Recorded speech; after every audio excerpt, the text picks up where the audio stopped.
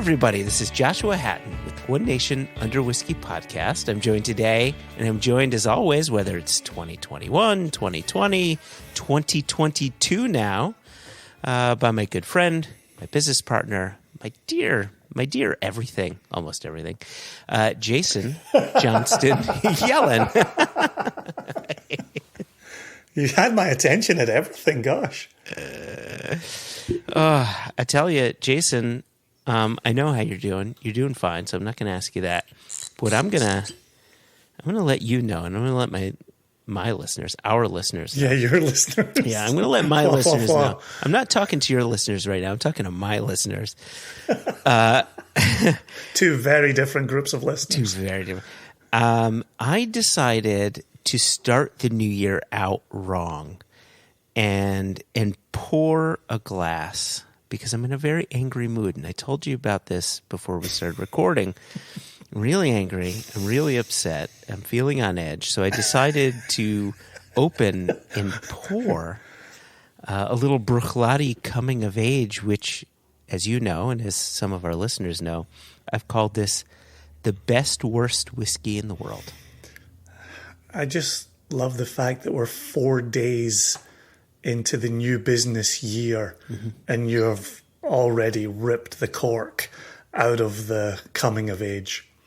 I didn't think it would happen on this day, but here we are with it happening on this day, and I'm counting on you to get me over this hump here because I am an angry fucking bear right now. Well, I'm telling you, along with the assistance of my listeners, we will all work together to get you through this. We will work diligently. I was actually going to make just a nice kind of throwaway observation about the 2022. On Tuesday, our very own dear Jess did the same thing that I did on Monday when you and I had, the very first meeting of this new calendar year on January 3rd. And I had said on the Monday, 2020, and then moved on to another thought. And you'd said, 2022, you mean? And I said, yeah, I just got bored with the date and I just didn't finish it before I moved on to my next thought. And on the Tuesday, Jess did the exact same thing, stated the year as 2020 and immediately moved on to a new thought. And when I said, don't you mean 2022? She said the exact same thing. I was just done with the date at that point. I'd given enough details. Is it because 2022, much like 2021, doesn't feel too much different from 2020? You're like, 2020, moving on. Yeah, I was thinking about it myself where 2022, like you've already given a full year and then you got to add another word on the end of it. But that was also true of 2021. And I mostly said 2021 right to the end. So I like your observation that it might just look a lot like 2020. But the reason I bring it up is that gives me a little story about the new year. It gives Jess a little story about the new year. You had your own little story about the new year. Is it my travel story? Nope. Instead of calling it 2022, you called it 2020 as well. What did I call it? 1922. Oh, I did. Yes, that's right. Oh, I had to think about that. Yeah, I woke up and I said to Haida, I said, welcome to 1922. And that's when she said, it's not 1922. And I said, you're right. It is 2022. I don't know how that came up. Do you think 1922 was a better year than what 2022 will be? Probably not. Because you had Prohibition, you had the end of the so-called Spanish flu, and you were 6 years away from the beginning of the Great Depression. So I don't know if it was a little calm in the midst of a storm, but what were the years for Prohibition? It was until 1933, December 5, 1933, if I'm remembering that correctly. Yeah, it was December 5. I remember that just because my birthday is December 6. 1933. And what? Was it 1918 when World War I ended? Indeed, also, yep. So that's kind of good, right? At least you're not in a world war. At least. But you know what? We're not currently in a world war. Well, keep your eyes on Ukraine and Kazakhstan and Syria. Anyway. We have Borat is going to help us out in Kazakhstan, so don't you worry about that. Question. Go ahead. What did you kick off the new year with, drinks-wise? Like, was there a special dram to set the stage, set the tone for the new year? Yeah. Did you do that? I kicked off the new year the same way you did, Jason. It was over a dram of M&H pomegranate cask, the Apex. You had so much you don't remember. I think in the business they call that a setup. Ah. Yeah. Okay. I think you're right. It is a setup. It was a setup. Did you do much boozing on the New Year's Eve? A little bit. We had a small gathering. I had, let me see, we had some neighbors over. I drank a lot of Riesling and some Muscat and some sherry. But I also had some whiskeys as well. What did I have, Jason? Crap, I don't remember what the hell I had to drink. I had some whiskeys. I had some whiskeys. For me, like anything that was in my glass was really inconsequential. I decided this past New Year's Eve to focus less on what is in my glass and more on who I'm with. And it was just so nice being with my neighbors, the Fissels, our other next door neighbor, Linda, and we just played Cards Against Humanity. We ate a lot of cheese.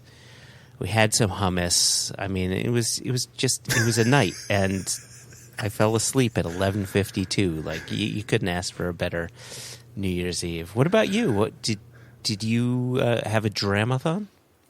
I did not. Nope.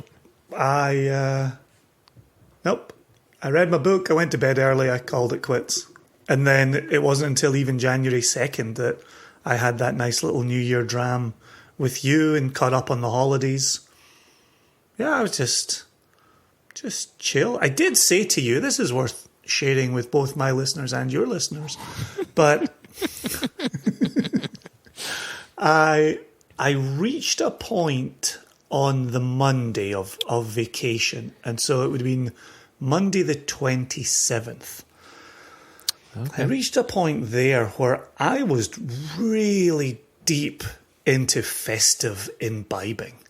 Like, I'd managed to go for a good number of days where I was kind of like, all right, we've reached 11 a.m. What's a good 11 a.m. drink? Oh, yeah. And then how would that set me up for my lunchtime drink? And then what's the mid-afternoon reading / playing games with the kids / watching a movie with the kids drink going to be? And how will that set me up for my dinner drink? And obviously there's a dinner prep drink that has to set you up for your dinner drink and then your evening drink. I feel as if you took the Hobbits approach to drinking. They're like, well, we got breakfast, and then we have second breakfast, and then we have 11Cs. And right? And it's the same thing, just with drinks, but yet you start at 11. You started at 11Cs, basically. I did, and I also had 111 drinks over the festive season. Checks out. I really ramped up the Hobbiton approach there. And so that was, I'm not going to lie to you, it was a ton of fun. I was having a blast. And then I got to the Tuesday, the December 28th, and I thought to myself, what if I could go through today without a drink? And by the time I got to mid-afternoon, I was thinking to myself, I could just pour a drink because I've reached mid-afternoon. I think that says something. And then I thought, well, if I've made it to mid-afternoon, let's see if I can make it to dinner prep. And then I made it to dinner prep. And then I thought, I've made it to dinner prep. Let's see if I can make it to dinner. And I made it to dinner. And I'll be honest with you. See, as I sat there during the evening, I was like, I need to pour something. I have to pour something. I've made it this far. And I thought to myself, this doesn't sound healthy. And so I did not pour anything at all on that Tuesday. Oh, wow, look at you. Look at you. Right? Fucking hero. Right? Fucking hero. Right? But I clearly thought about it from mid-afternoon until bedtime. Like, why shouldn't I pour something? Right? Getting nice and indignant. Yeah. And then I went through the Wednesday, and it was really only till about kind of dinner time that I thought, should I have something with dinner? Nah, let's keep going. And then I got to the Thursday, and it was only in the evening, and I was kind of like, should I have something in the evening? Nah. And so I went all of Tuesday, all of Wednesday, all of Thursday without any festive boozing. And I thought that was a nice little demonstration. But I'll be honest with you, that Tuesday where I was thinking about it so much, I was like, that's not good. So I was glad I could draw a line in the sand. I could stick a flag in said sand. We said all the wrong words there. And then when it got to the New Year's, I was like, yeah, I'll probably have a few things for the New Year, but I wasn't crazy about it. I did have a friend gift me a rather significant beer that was one of those, 13% barrel aged beers. And so that was a lot. And then I had a nice little 1989 Cadenhead's Glentalkers. Oh, I know the one. We have the same bottle. Yep. Right? Yep. That's really delicious. It's a special. And so that was it. That was the New Year. Saturday I then didn't have a drink, and then on the Sunday, the January 2nd, I had that nice little dram session with you to welcome in the new year. But festive imbibing is a wonderful thing, but I think it starts to lay some significant groundwork. Oh, it does. And someone who has both friends and family in the Alcoholics Anonymous program, which by its very nature, I can't mention who they are. I do know that they don't give out tokens by the hour, Jason. So I know you're feeling real proud of yourself there. But 3 days, man. 3 days, 3 full days, sun up, sundown. 3 full days. Yeah.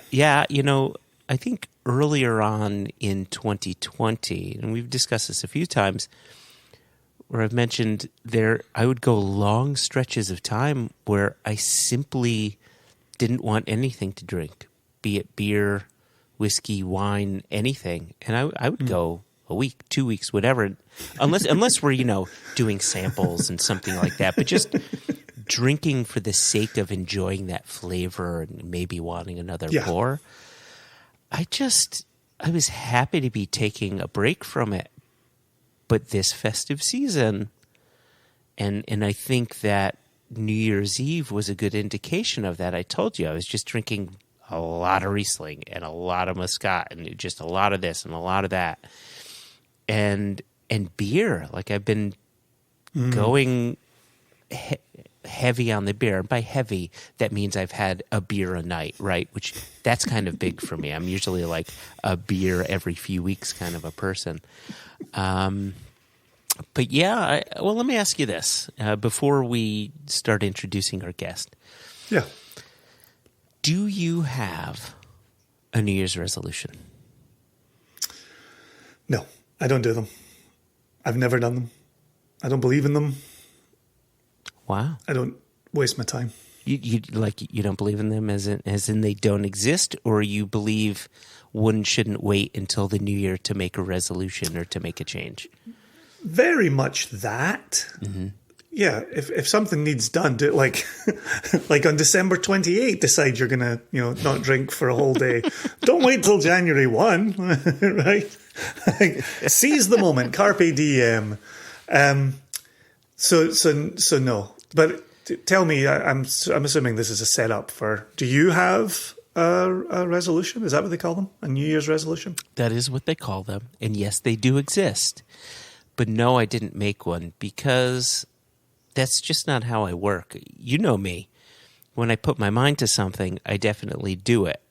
If I publicly announce that I'm going to resolve to do X, for whatever reason, I fail on that. But if I just internally say I'm going to do this and just move on with my day, then it actually happens. So I've decided that because in January 19, 2021, I started running.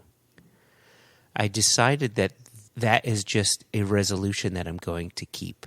That come, the 19th, I will have been running almost every single day for a full year, and I'm just going to continue doing that because I've actually started to enjoy it. And I'm going to continue paying attention to my body and my health and looking after myself so I don't get to an unhealthy place, which is where I was. And so there isn't a new resolution, but and January 19, 2021 wasn't me making a New Year's resolution. It was me looking in the mirror, seeing how unhealthy I both looked and felt, and decided I'm going to make a change. So I'm going to offer up something for our listeners to resolve to do. Okay. Which is, I want our listeners to pour themselves, make themselves, and enjoy themselves a Toronto.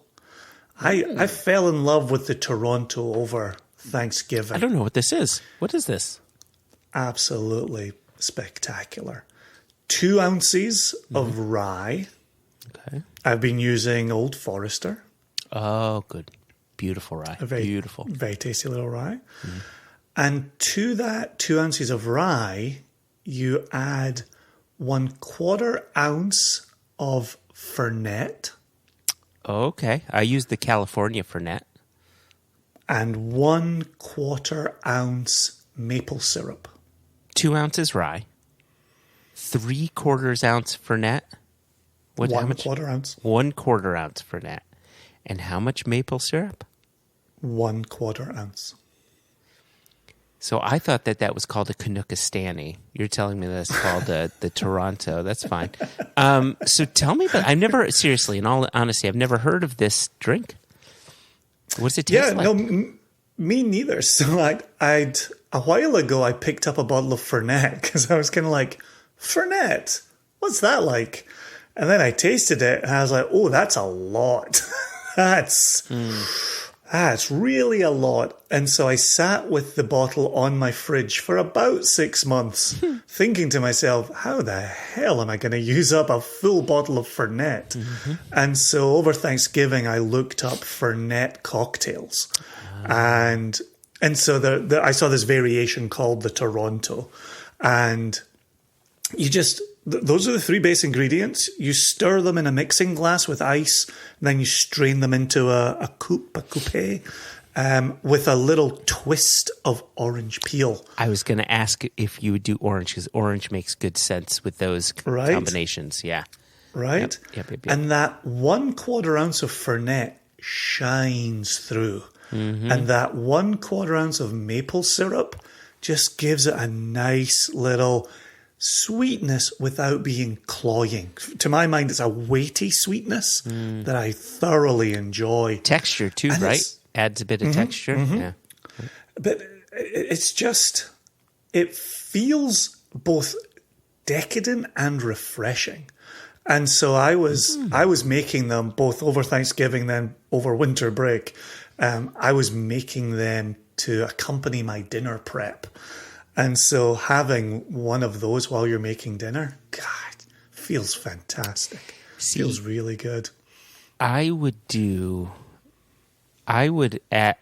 that up a little bit. I would put a few cloves. I almost said cloves of garlic. That's not what I meant. I would not put cloves of garlic. I would put some actual whole clove in that and shake it.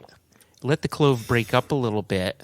and then strain it so the clove doesn't get in, because that will go with the orange real nice. I would worry that it would overpower. I think you'd have to be careful with the clove addition. And my concern is the clove would hinder some of the refreshing qualities of it. Like Correct. That mintiness from the Fernet, I like coming through just a little bit. I'd worry that the mintiness with a clove winteriness might not work. Yeah, so one is before the new year with the clove. One is after the new year without the clove. That's how you do it. But anyway, I hope the listeners give the old Toronto a try. Yeah. Really, really tasty. Tons of fun. So Beautiful. that was one of the many cocktails that I was making over the festive season. But anyway, we have business to get to. We do. Let me just say, add the clove, and we'll call it the Quebecois. There you go. I just made a new cocktail. Okay, yeah. So I'm really happy for this conversation that we're about to share with our guests, because it aligns itself with what our main goal was, or what our main goal we stated would be when we started the podcast. And that was that we wanted to make sure we were focusing on independent bottlers. And Here we are, still in our 5th season, right? We may be in a new year, but we're not in a new season yet. And we have yet to have anyone come on to discuss Duncan Taylor. And our guest today, Pete Currie, who a lot of our listeners may know, is also someone you and I have known for nigh on many years. And many. And we said it to him, I think perhaps while recording, that it was a glaring hole that somehow we had a blind spot on, that we didn't have him on the podcast. So having an old friend within the industry on the podcast was good fun, because it was nice to catch up with him. It was really nice to hear his story, but then it just felt great to, come through again on a promise to have to bring the focus back onto independent bottling. That was just nice to live in that world again for me. And as we'll go through in the interview here, getting to talk with someone whose whiskey life just so perfectly lines up with the recent rise of whiskey. Mm-hmm. I love listening to his story, and even from his dad into Pete himself in the late 90s, into a store, into a distillery, into an independent bottling company, into a move to the United States. Like, it just charts the whole rise of whiskey. This an insane growing demand for it all, and now into importing as well. So he's lived a life in 2 decades. A little bit here more in the front, here more on the end of those 2 decades. But yeah, it's a great story, and I really enjoyed spending time with him. It was such an easy conversation. Yeah. I loved it. I had a blast. Yeah. It was great, and I regret having to leave it a bit early. I think our listeners will hear it. I had to pop off a bit early, but you guys carried on the conversation. We did, and I feel as if there's likely a second conversation not too far away with Pete too. Yeah. I think doing that deep dive into importation, where we've done it with Sam Filmus in a prior episode. Importation is not something that we tend to get into. We discussed it with Raj Sabharwal, of course. Yep, sure. But it's not really something we tend to get into, and I think it's interesting. And how do you bring brands into the United States in this current example? And then how do you build those brands? It's that can be fascinating in its own right. So I agree. A part 2 will be in the future at some point, hopefully in person, right? Shared drams. That's the hope. I now that you've come off the 3-day hiatus of drinking, I think it requires that we have some drinks with Pete Currie on the West Coast. Yeah. Yeah. To be clear, it was 4 full days out of 5. So I think that's that's how you measure these things, right? Let's hand it over to ourselves with Pete, and then after the conversation, we'll share a bit of news, and there are a couple other odds and ends that we just want to bring to our listeners' attention. So, without further ado, Mr. Pete Currie.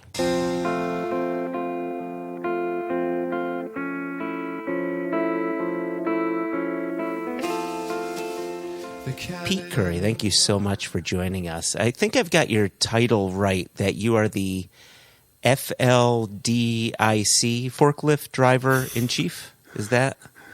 Yeah, exactly. That's for the last 2 years. That's all I've been doing. I've actually got 2 forklifts now.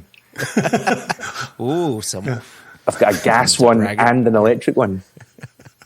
How are things going at Bragger School? Exactly, yeah. Do you have your own solar panel? Some people collect fancy cars. I collect forklifts. Do you have your own solar panel on the electric? Not yet, but I think that'll be coming. It'll be a solar panel on the roof of the warehouse at some point, I would imagine.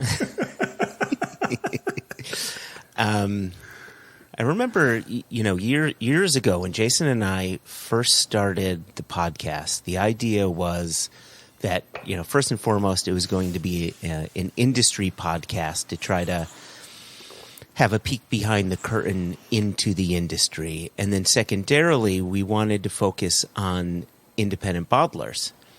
And both Jason and I, as you realized before we press record, have moved forward with the belief that you were directly employed with Duncan Taylor, and now what we're understanding is that you are with Shand Import, who is the importer of Duncan Taylor. Yeah, I was with Duncan Taylor for 7 or 8 years, and originally moved across. I mean, back then Duncan Taylor had it was Anchor Price Imports, which became Anchor, who were the US importer. And around 2014, we set up Shand Import, but I was still working for Duncan Taylor, and it just made sense because I was based in the US, and everything just got kind of moved into the Shand Import, and I'm now a partner in Shand Import. So, working with the whole portfolio, and importing Duncan Taylor, obviously, in their range of casks and blends, and Got it. Yeah, well, so Jason, did you want to add anything? Please continue. Good. Thank you. Well, in a way, this is good because obviously we want to learn about Duncan Taylor, and I'm really keen to hear some of the history around Duncan Taylor.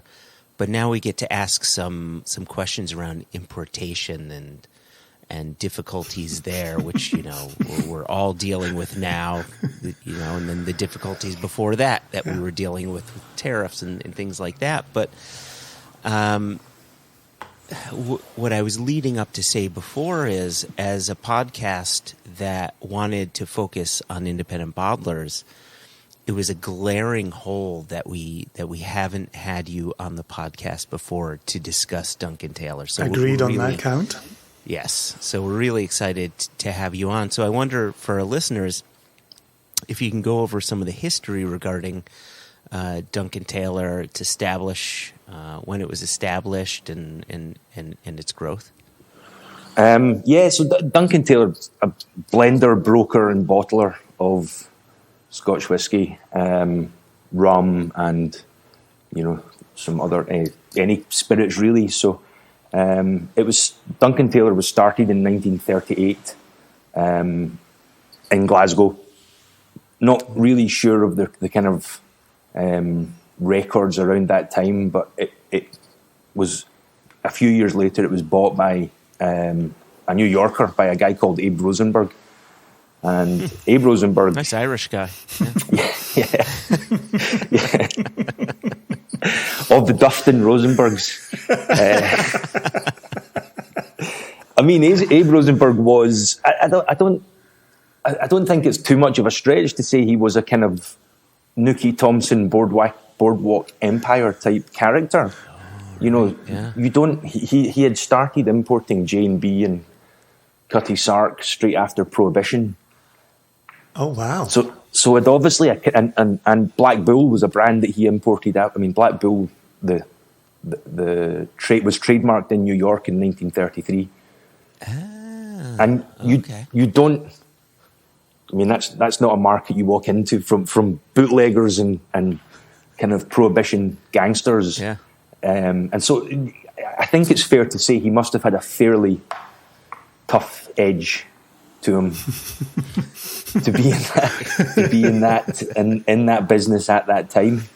And he's a fascinating character. And there's, you know, he has a trust and does a lot of charitable work. And as I think many Americans who become wealthy do, it's like you paper over the toughness that got you there, and you become philanthropic, and you know.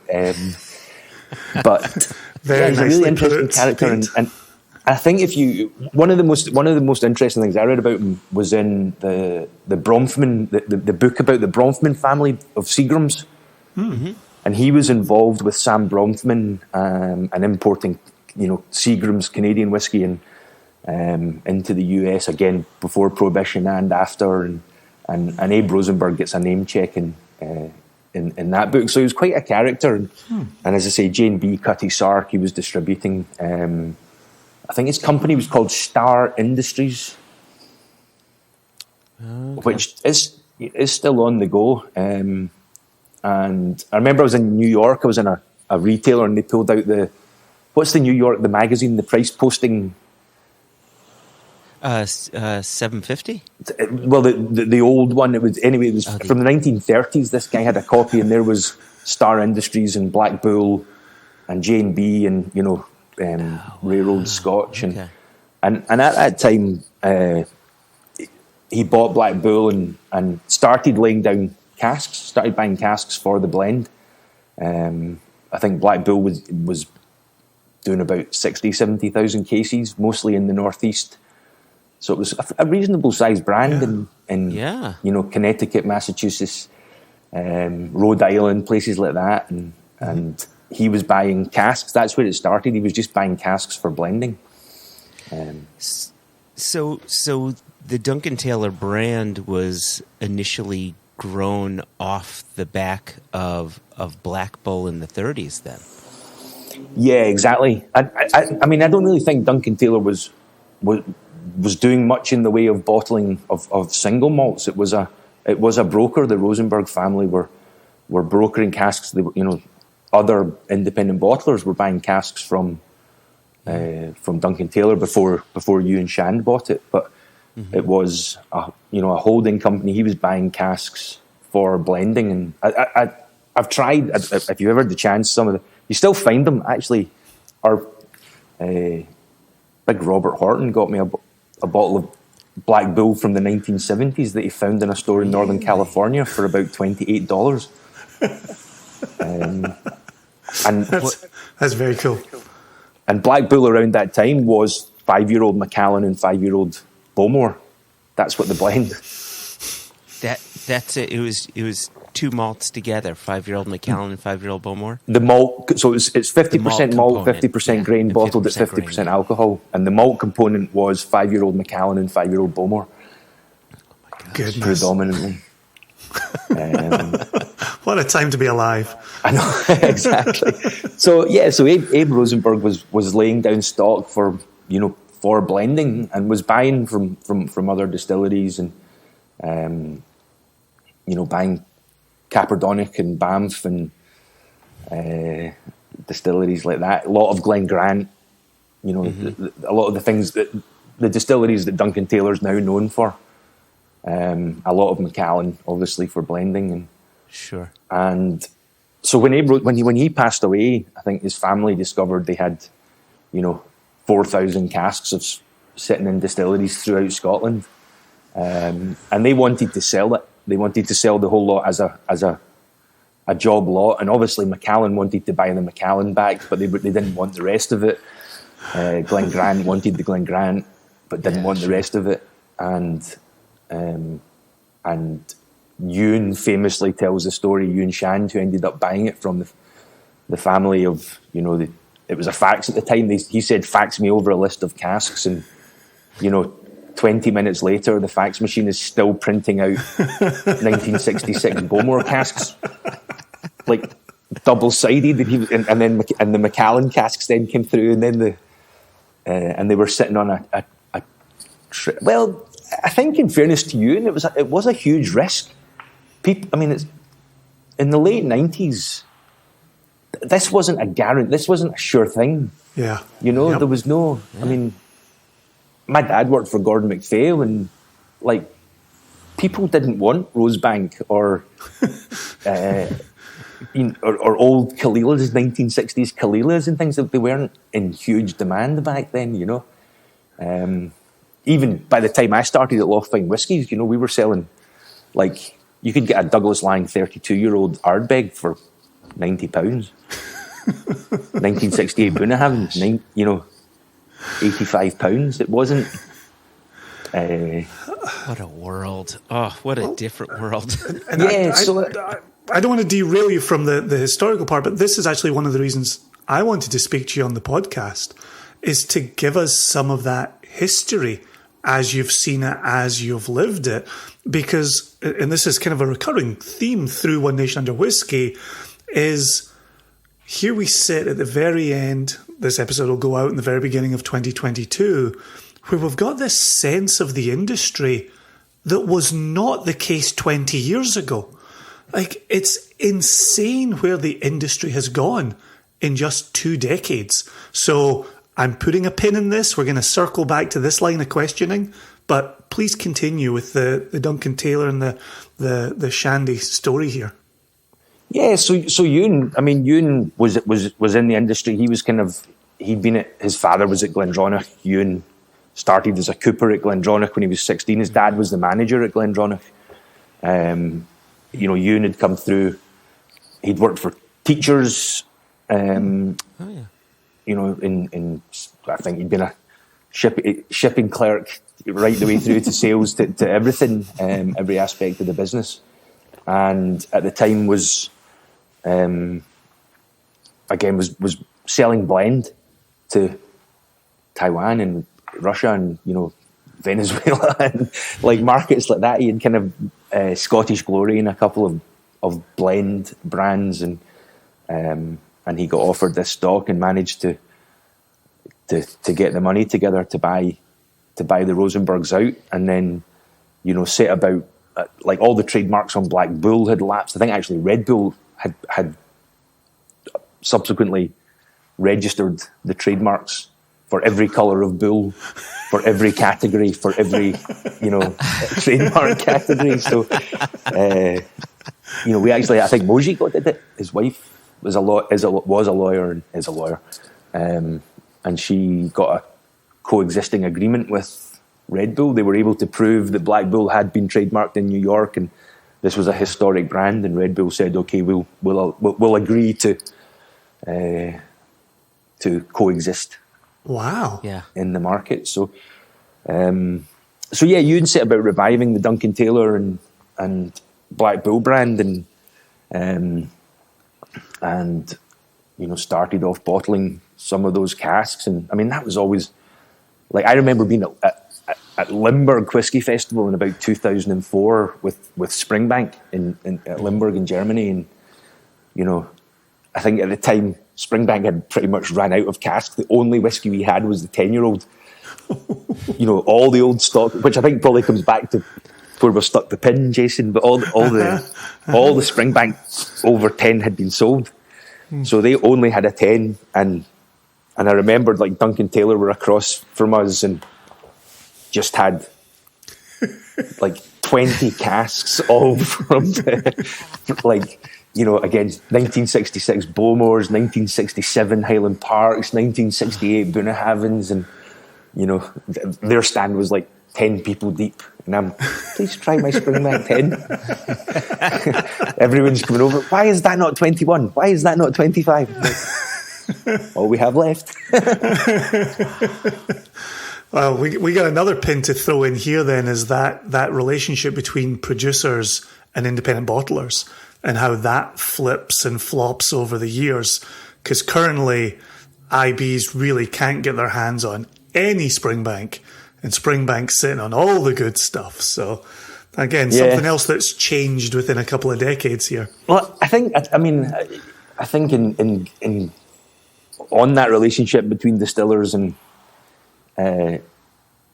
independent bottlers, like, because I remember at the time it was Springbank and Brook Laddie were just kind of had just newly launched, and we had the same importer, Hanseatisch, and I remember Jim McEwen was there, and he had a whole bunch of like early 70s Brook Laddies, and it was all cask samples. He was just there letting people taste them, and Ewan walked over and was like, "That's my cask. That's my cask. That's my cask. That's my cask." And was like, "Jim, you can't go taking samples from my casks. They're my casks." And Jim went, "Well, they're in my warehouse." Oh gosh, I'm sure he didn't hesitate to say that at all. He had that one in the chamber. I can only imagine the types of words exchanged between Shandy and Jim McEwen. I can't imagine either fellow is the type to hold back. No, but I don't think it wasn't taken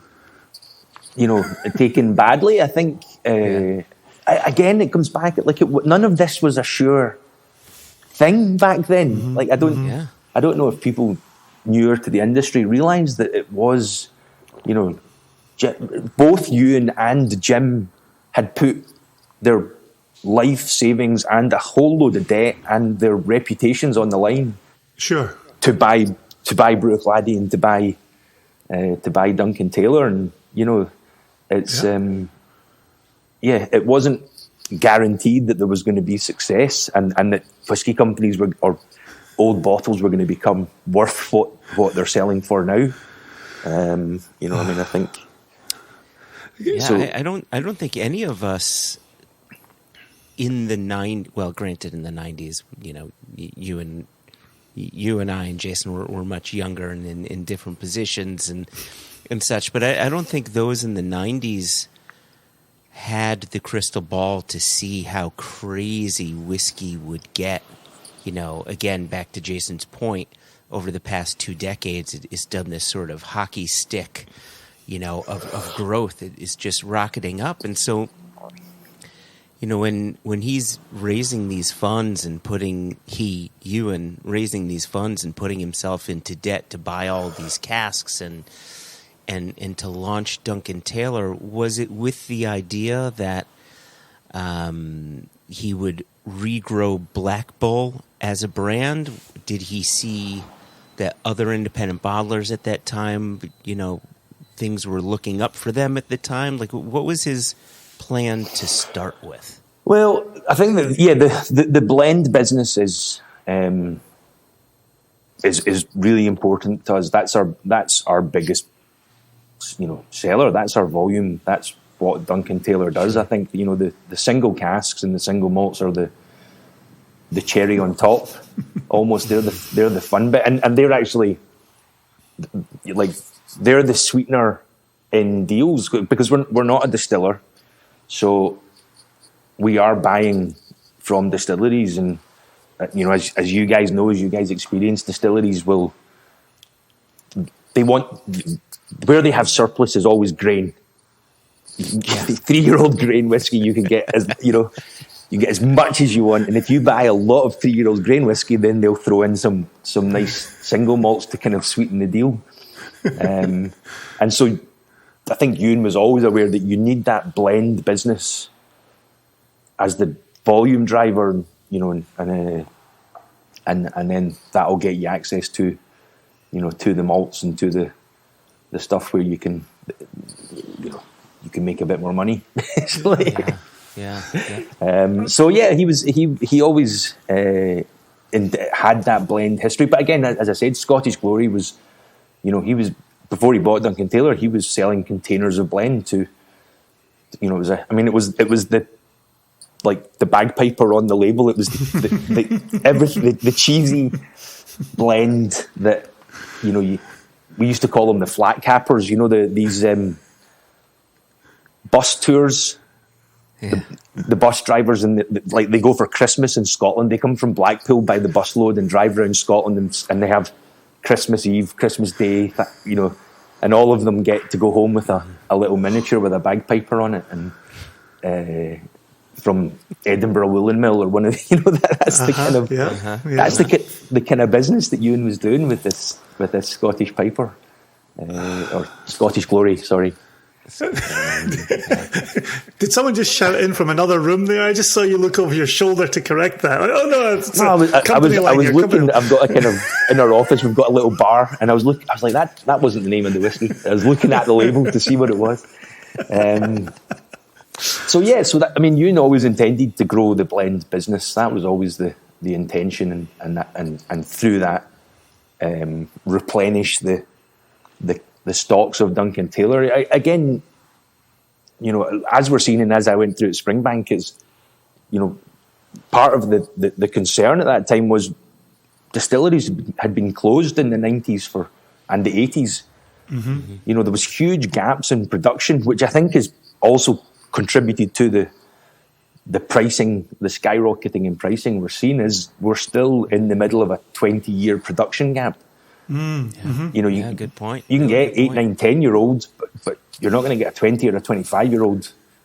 Yeah. And until that stock ages through, you know, we're still behind the curve. So I think Ewan could see that coming to a certain degree. We were starting at that time to, you know, whiskey tourism was starting to take off. Other than just the flat cappers, we were beginning to get Swedish, Germans, you know, a few Americans like the Ploughed guys, you know, would be hanging out, and that was just when I was, you know, coming into to start work at Lochfine Whiskies, and it was just on one more thing. It was that thing, like my dad, when I was a student, I remember my dad was working for Gordon MacPhail, and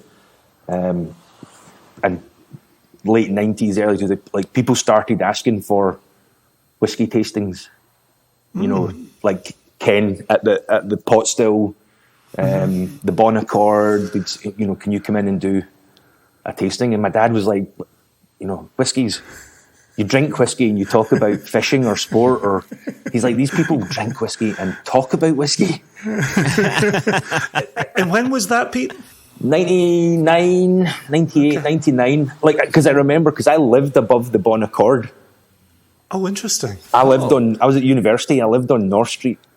And my landlord owned Cafe Mother India. Yeah, right. yeah. And so my dad would do these tastings, and then he would come up with all the open bottles and give them to me and my flatmates. So we were drinking, you know, Kalilas and Rosebanks and Linkwood, and, you know, the kind of stuff that Gordon MacPhail were bottling at the time. Yeah. That was our carry out. And then I remember, like, my landlord, like, if we paid our rent on time, we would get a free Indian at Cafe at Mother India. We'd get to go to the buffet and eat as much as we wanted. So yeah, that's late 90s. That was when people started drinking whiskey and talking about whiskey, as my dad would say. So it's funny here you say just one more thing, because you started talking exactly about what I wanted to hear from you. So, you know, we love Shandy and the Shandy story and the Duncan Taylor story. I feel like we've got it right to the point where you're about to join it. So why don't you tell us about Pete Currie? Like, give us that experience, and hearing about the really fancy carry out above the Bon Accord, and kind of then where your whiskey story, your whiskey life went from there. Yeah, I mean, that was, you know, as I said, my dad was with Gordon MacPhail, and that was my kind of education into single malts. He was a salesman, west coast of Scotland, and Northern Ireland was his territory. He always said he used to sell to the most bombed pub in the world. It's been blown up 28 times or something. And that's where, he's actually, my dad and Raymond Armstrong are really good friends. Okay. Of Vladna. Raymond and Florence park their camper van in our driveway every now and then. And my dad that was his area, like west coast of Glasgow, west side of Glasgow, up to Fort William, down to Stranraer, and across to Northern Ireland. And the Urquharts, David Urquhart in particular of Gordon MacPhail had hired my dad, and so my dad used to be a fisherman, so he knew the West Coast, knew every pub, and did pretty well, just selling whiskey and timed it right. Again, people were starting to collect, people were starting to buy, but at that time it was like, I would say the most passionate collector, their dream was to try one whiskey from every distillery. That was people used to search for miniatures of Ladyburn, or it wasn't, you didn't have the guys that I only collect Springbank, or I only collect Ardbeg, or it was I want to tick the list. It was kind of how a lot of people started. So again, Gordon MacPhail had those Glenvores, and as a whiskey salesman for my dad, it was quite easy because he could help people tick the list, by giving them the distilleries that nobody else could. I was studying at university, and then graduated, moved to Bangkok to become an English teacher. As one does. As one does. Yeah. Wanted to travel, didn't have any money to travel, so was like, I'll go and teach English. So I did that for about a year and a half, and then moved back to Scotland and was looking for a job. And my dad was in seeing Richard Johnson at Lochfine Whiskies, and Richard said, I need a packing guy to pack up bottles, and my dad said, I know just the man. And that was me. Went into work, started working at Lochfine Whiskies, which I loved. I mean, really, it was the best job in the world. Yeah. Because Richard was awesome. Playing Jules Holland and at full volume, and we're all just dancing around the shop, and whiskey bottles everywhere, kind of crammed in. I was, his website was just taken off back then. Like, he was still writing remember the Scotch Whisky Review? Yep. So it was all printed and posted. It wasn't a blog or an online thing. It was like, we packed it up, we stuck stamps on it, we took it to the post office, and and that was, I thought, I loved it. I loved everything about working in that shop. It was buzzing, we were packing bottles, we were sending bottles all over the world, to all the collectors, all the people, a lot of the ploughed guys. I can still remember addresses, because you'd be like, I want a Glenrothes 1968. Is it this cast number? Is it this batch? What strength is it at? Which Springbank 21 have you got? And yeah, just great fun. Really loved it. And you got, everybody called in on their way to Islay. So you got the good and the great of the whiskey industry. The Charlie McLean's and Dave Brooms, and the Turnbull Hutton was one that was always in from Diageo, and the Langs, the Urquharts, the Grants. Everybody came in on their way past. Everyone called in, and then really cool people. One of my favourites was always Islay Festival, when like Nadi Fiore and Valentino Zagatti and these guys would all come in. The Italians would appear, and then the Swedes. I love it. Absolutely love it. Was that ever Richard's intention? Did Richard already live? And I always get it. I know there's Inverurie and Inverary, and I always get it wrong for where Lochfine is, the town of Lochfine. Yeah, it's in Inverary on Inverary. Yeah. So did he live in Inverary and just happen to set up the shop, and it's just sheer happenstance that it was the route to Isla and all the things that came from that? Richard, I mean, I got together with Richard for a beer in the summer. I was back in Scotland, and we met at Fine Ales and had a picnic and a pint, which was great, and we're kind of catching up. Richard was a fish farmer, or as one newspaper, Richard Johnson. There was an edit in a newspaper, or maybe it was a whiskey book or something, and Richard Johnson is a fish. They dropped the farmer part. Richard Johnson is a fish. So, yeah, Richard and Lindsay had he'd been a fish farmer and was looking for something to do, and he wanted something that was Scottish that he could sell in Inverary, but didn't have a sell-by date. That was his unbelievable. That was his stipulation. I want something Scottish to sell, but don't want a sell-by date. Wow. And I think he started off in on Loch Lomond in one of the little shopping mall bits there near at Luss or Tarbet or one of them, and then got the shop on the main street in Inverary. But again, that you were. I think the Classic Malts cruise was going, but the Isla Festival hadn't really started when he started the shop.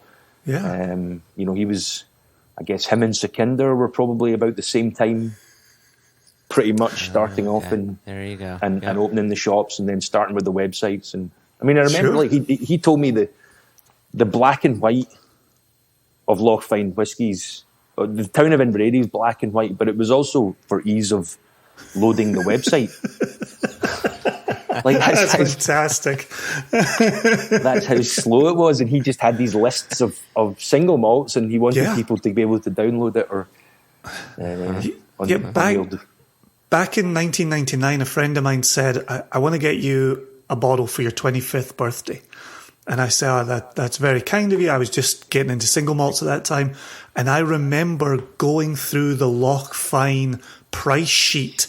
It was narrow. It was probably maybe 5 inches across, right? And you kind of unfurled it. It was almost like a map.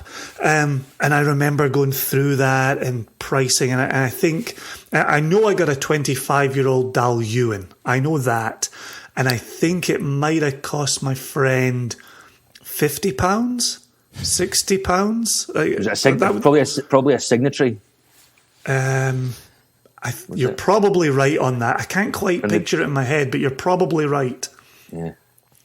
But yeah, cheapest chips. It was a great little peppery Dal Ewan, and I remember Michael Jackson writing Dal Ewan book at bedtime material. I was like, oh, that's right up my alley. That'll work just fine. So I remember those price sheets, and so the black and white for an easily loadable website would have even been after that for me. That would have been into the 2001s kind of thing. We really were living in the future, Pete. Let's say we used to post them out, all of those price lists, and the Scotch Whisky Review was quarterly, and yeah, I mean it was cutting. It was I guess the sponge of its time. If that's fair to say, and there was some bits like, what a laugh we used to have just preparing it, and there was some things that we never had the balls to put in. But like I remember Richard always wanted to do a keeper's wife's section, and I always thought that would have been pretty funny. The chuckles in a back room, eh? The chuckles. Yeah, exactly. It was just a laugh. It was putting it together, and again, Richard did most of it, and there was little bits of tattle that meant nothing to anybody. I mean, maybe like 20 people actually got the references or knew, but that was what was so cool about it, A bit like the sponge. Right. Yeah, exactly. Yeah. Very niche. So if you were digging that life and having fun as a young man, but you'd still moved on. Why did you move on, and where did you go from there? yeah, I was there a couple of years, and then my dad again saw an advert for a job at J&A Mitchell at Springbank. Ewan Mitchell had left Springbank and gone to Arran. And his job... you didn't drive him out? I thought that's how the story went. Okay, all right. No, he'd left before. I mean, Ewan, again, everyone came into Loch Fyne Whisky, so I knew Ewan just from him popping in and out. Sure. And so, yeah, I sent off my CV and then forgot all about it. And I went on a trip as a stag do to Barcelona. And we were all in Barcelona in our kilts on a stag do. Scotland were playing football. Went to this Scottish pub, watched the football, having pints, and got talking to this girl. And it was like, Scottish girl. I said, "Where are you from?" She said, I'm from Campbelltown. I said, "Oh, you'll know Springbank." And she's like, yeah, I actually work for Springbank. And I was like, "Oh, no, wait, I work for Loch Fyne Whiskies." And she's like, "Have you applied for a job with us?" And this was Kate, right? Oh, my goodness. Oh, Kate Watt. Okay, Kate Watt, yeah. So Kate's like, "Have you applied for a job with us?" And I was like, "I did, yeah, I sent my CV." And she's like, "Did you get a letter?" I was like, "No, I haven't. Does that mean I've not got the job?" And she's like, I think we sent you a letter." And so then my dad phoned me the next day and said, "There's a letter come in, it's got Springbank, on the envelope." Yeah.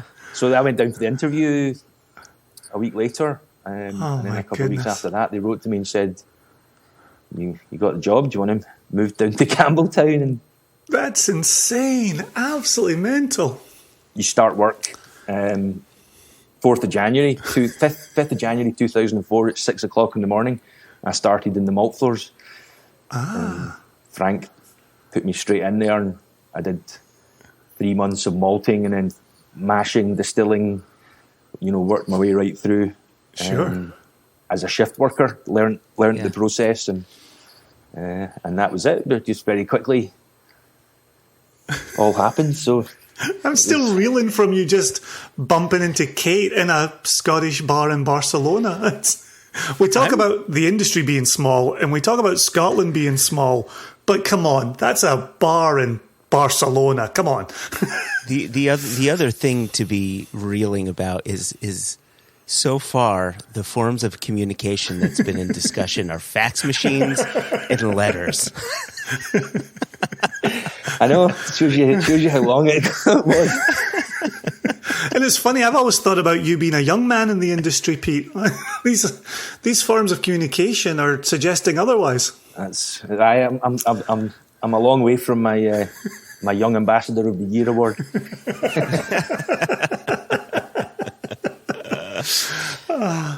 So you're at Springbank, and so what were you doing at Springbank, and how long did you stay there before you moved on to other pastures? Well, so during my interview, I did the classic, I know there will be other people applying for jobs, and I'm sure they're much more qualified than me, but I'm cheaper and I'll work harder. That was my pitch, basically, pay me less. And so they were the job was a sales and marketing director. It was somebody to come in as Kate's boss, which Ewan had been. Wow. And I basically said, I'll do it cheap, and I guess they liked me, and they said, right, well, what we'll do is we'll put you and Kate together, and if you guys do a good job, then we won't bother, and if you don't, then we'll just hire somebody above you. Mm-hmm. So it was like sales and marketing. It was attending events. Kate did, obviously, with her languages, Italian and French and Spanish. So she was covering those markets, and I was doing, the US and Germany, Scandinavia. But it also, very quickly became apparent that they had nothing to sell. They had no stock to sell. I think the 21 sold out just as I started, and so all they had was the 10. So in real terms, and I know we can we can sit here and we can chuckle about that and make light of it. What did you do in the face of that? What is the answer as the guy who's doing sales and marketing with Springbank? How do you pitch that to international markets? And what's happening behind the scenes at the distillery? Obviously, they're just making whiskey every day that they possibly can. There's not much more you can do beyond that. But for you as the face of it, going out and speaking to markets, and Kate as well, what are you delivering to markets? I mean, it was really basically we allocated the cases at the start of the year, and it was, 500 cases to France, 500 cases to Japan, 1,000 cases to America, and so it was just allocating and then going out and doing a bit of sales support.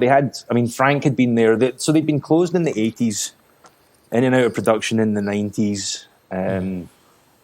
Frank McHardy had come back, and I think Frank came back 95, 96. He'd re-racked all the casks. I think the quality of the oak wasn't great, and Frank had re-racked them all into better quality. And so this was the 2004 I came, so we were just getting into the stuff that Frank had actually distilled, and rather than the stop-start nature. So they'd been working pretty much flat out since Frank came back. And so we had a 10-year-old, and then we had some wood expressions, the Marsala wood, the Madeira wood, the Tokai wood. Remember them very well, very well. All Drinking of those. them in Oran Moor. And then some long row.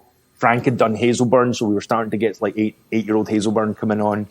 But at that time, Hazelburn in Sauterne, that 8-year-old. Yeah. I guarantee I've gone through 12 bottles of that. Just magical stuff. Sorry, continue. No. So that was it. We had a wall painted black with a calendar on it for the next 10 years worth of releases, and it was like, we're going to release a wood expression in March, and we're going to do a long row in October, and we've got 3,000 cases, and we've got 5,000 cases, and that was for the next 10 years. Gosh.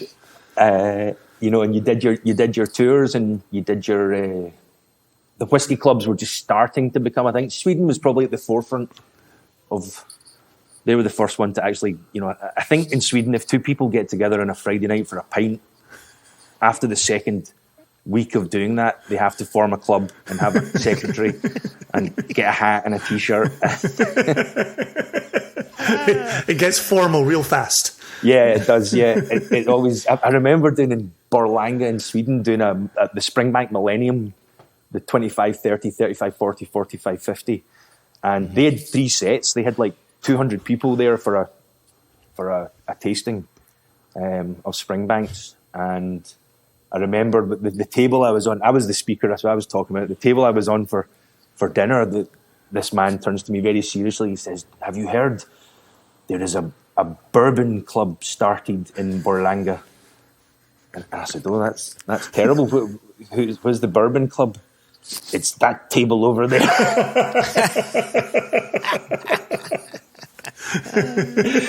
It was like it was like that scene in Monty Python. It was like the popular people's front of Judea. They're like splitters, throwing things at the bourbon club. The guys at the bourbon club, hello. So yeah, I mean that was it. We also, Kate and I we got the Springbank Society going. Started doing the society bottles. We got the open day going. 2004 they opened Glengyle. So yep. I was lucky enough to fill the first cask at Glengyle. Oh wow! So Campbelltown was starting to come back up again. I would say it'd been in a pretty dark place. Yeah. And it was definitely becoming more. There was a lot of improvement happening in the town at the time, and we would just get the. Price Imports would bring over, Henry Price would bring over Brett and Monique, Monique Houston and Brett from Binny's and the K&L guys, and big Steve Fox, and they'd all come over. And so springtime, we'd be, that was the start of what became the whiskey school. Was probably groups from America coming over and spending a week working, and then Frank said, well, I can write an itinerary and we can make an exam and we can actually make this a thing. But it was, to start off with, it was just trade,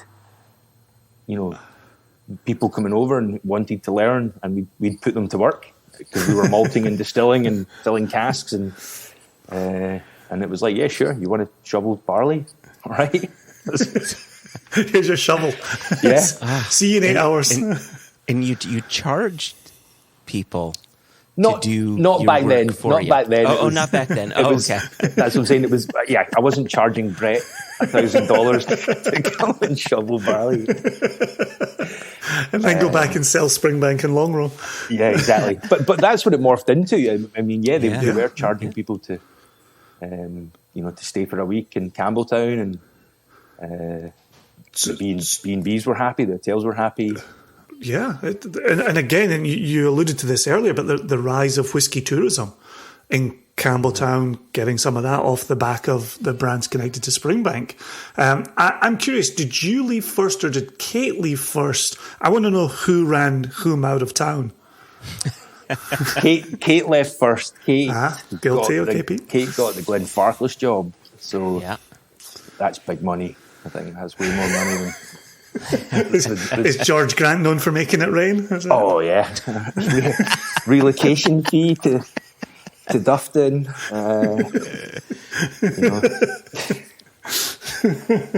And then without Kate, how much longer were you there after Kate moved on to Glenfarclas? Well, I mean, that was like... I'm trying to think who... Jenny Carlson came in. Mm-hmm. Ranald came in. Mm-hmm. Yeah. Donald Caldwell worked there. I'm trying to think who else came through. There was either Grant, obviously, in the Cadenhead shop. Mm-hmm. So because you had the Cadenhead shop, we opened the kind of tasting room bit. We were doing the tours. We had the whiskey school. So it became a pretty cool little hub. There was always visitors. There was always people about. You were always getting called on, like, we need to, can you do a tour this afternoon? We've got a group coming in. It was really fun. It was. I loved it. I loved my time at Springbank. I loved the distillery. I loved the people. The job was cool. You felt like they gave you responsibility and let you. I mean, maybe they were giving you the rope to hang ourselves. I don't know, but they gave us the freedom to go and. And grow these businesses. And let's say Cadenhead's had obviously been there a long time, but the tasting room was new.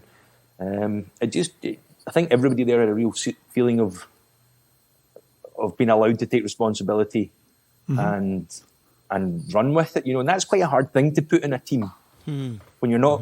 But the results are fantastic when you're not having to motivate people. People are taking responsibility for themselves.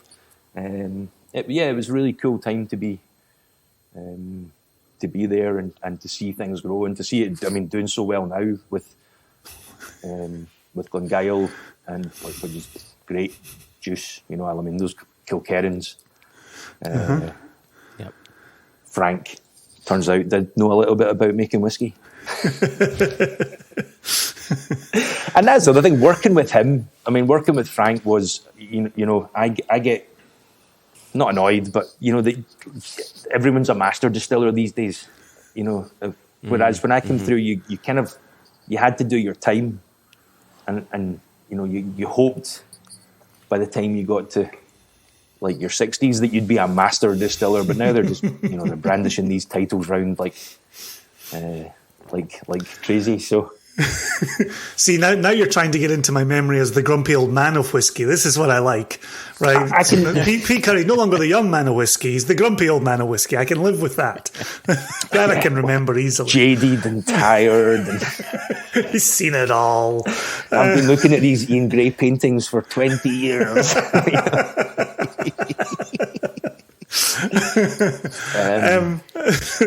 So here we are again. You're in a position that you've loved, you've enjoyed, and yet you moved on from it. So what took you up north, assuming you left Springbank to take on the Duncan Taylor role? Yeah, I think there's there's a certain point, again, Springbank, family-owned companies, I guess you just get the feeling that you're maybe treading water until a member of the family comes in that's going to take over. Like, do you know what I mean? You can only go so far, and I loved working there. I loved working with them, but the distillery is very, and rightly so. They have done what they need to do to survive for since 1828. Mm-hmm. They have made the right decisions. Like when they've gone in and out of production.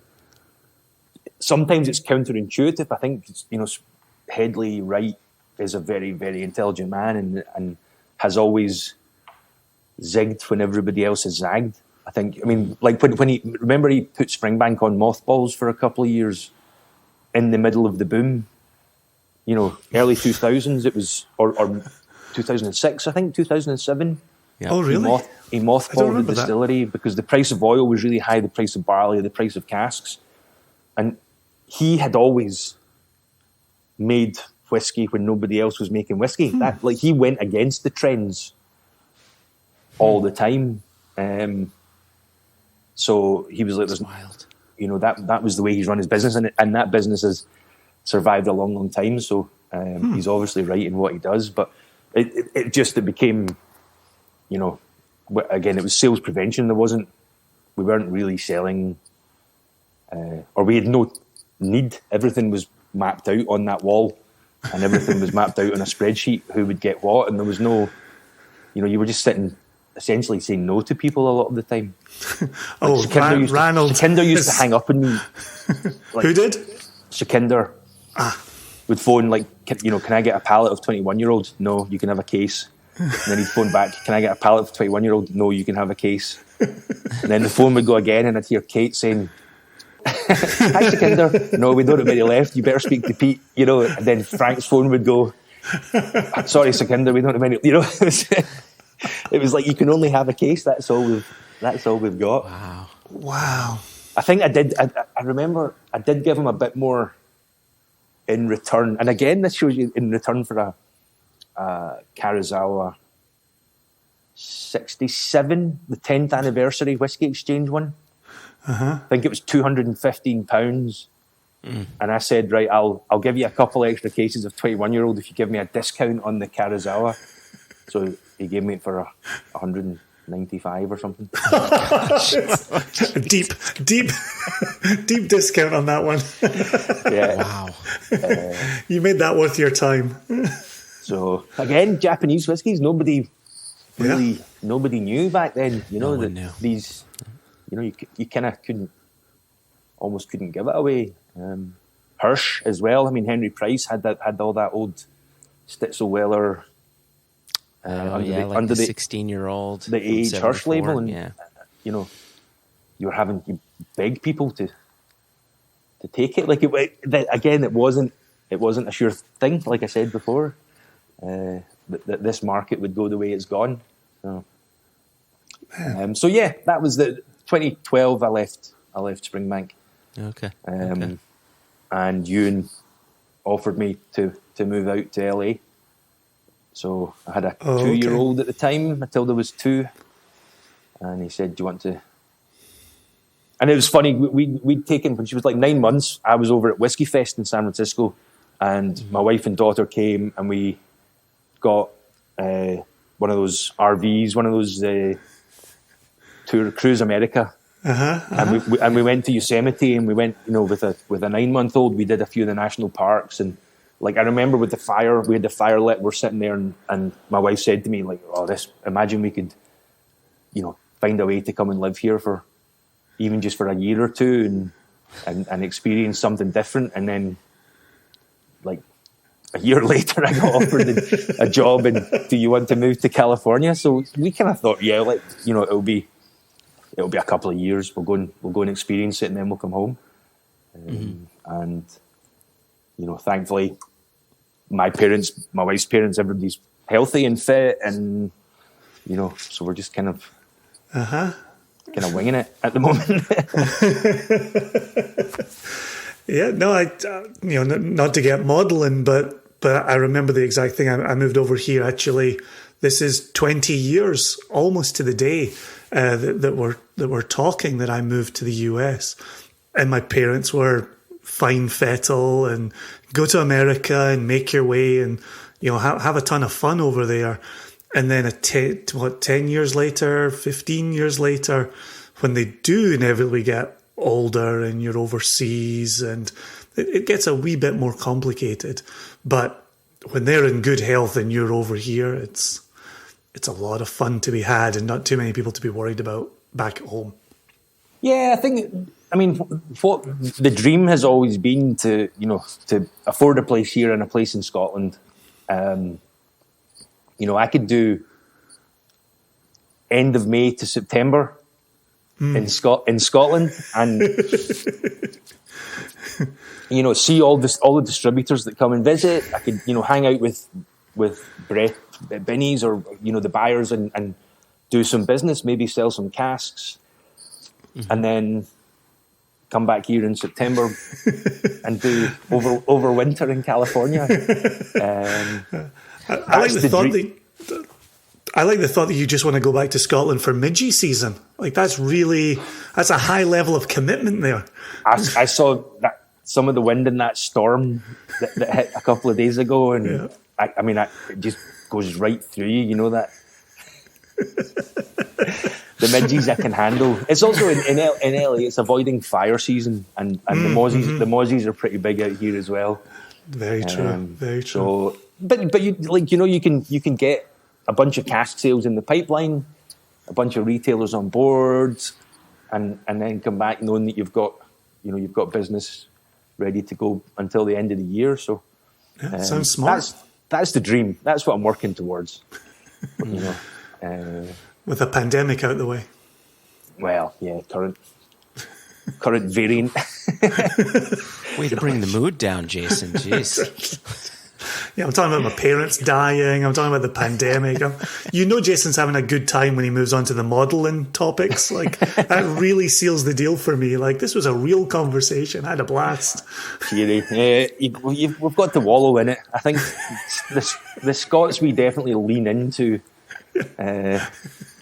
depression. We're none of this over-optimistic American enthusiasm. I think somebody once said that was all the, during the Highland clearances and things, all the positive Scots left for the New World, and all the negative ones stayed in Scotland and bred with other negative Scots, like pessimistic.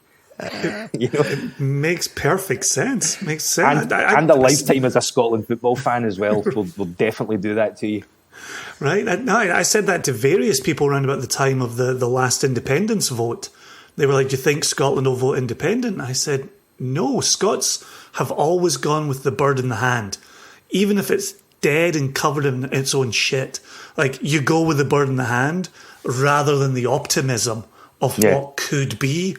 And folk went, well, better the devil you know. Like, at least you know where you stand with a dead, shit-covered bird in your hand. At least you know where you stand. Yeah. It was prophetic. No, absolutely. It's, it was the optimism that brought me here. Definitely, that's the one thing I do love, that kind of unbridled American enthusiasm for everything. Yeah. Especially in California. Jason gets on me all the time. He's like, you're too optimistic. This isn't going to work out. You're being too optimistic. And I claim I'm being realistic, but he does not agree with me. It's true. Ever. It's true. I shake my head at the optimism all the time. All the time. Yeah, it is a very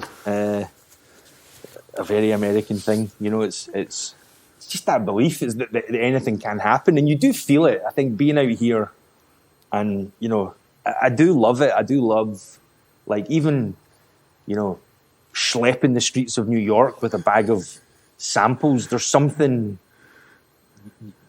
you feel like you're living the American dream. Like, this is this is just the scene in the movie where I'm working hard to lead to the scene in the movie where I'm old and rich. I mean, like, do you know what I mean? It feels like you're part of that.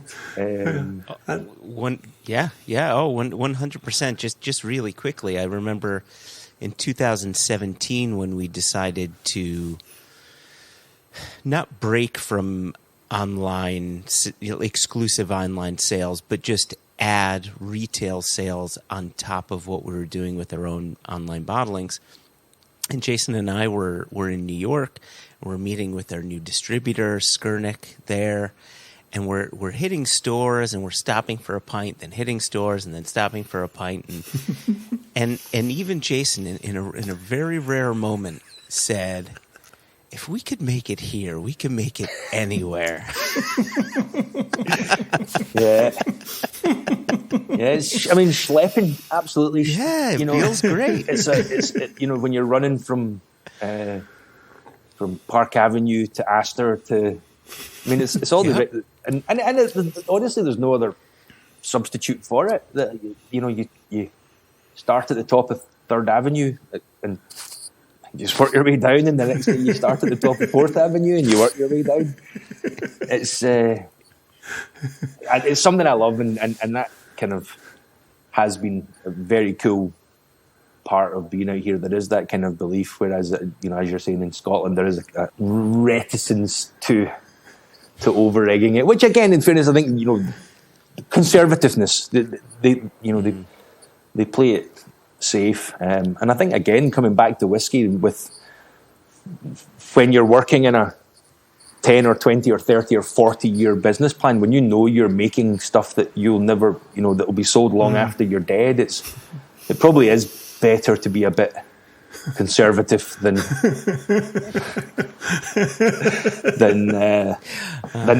going back to the whiskey lock days that we all talk about, in the 70s, when there was just so much overproduction that there was a massive surplus and kind of nobody was buying. I don't think we're going to go back to those days again, but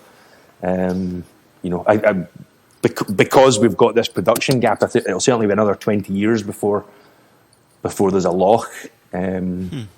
It's good hearing things like that. I'm curious for you, coming over here in 2012. Obviously, you've been working the US market, and you were doing the Springbank and the Mitchell brands thing over here. Then you came over to do the Duncan Taylor thing, and now here you are in importation.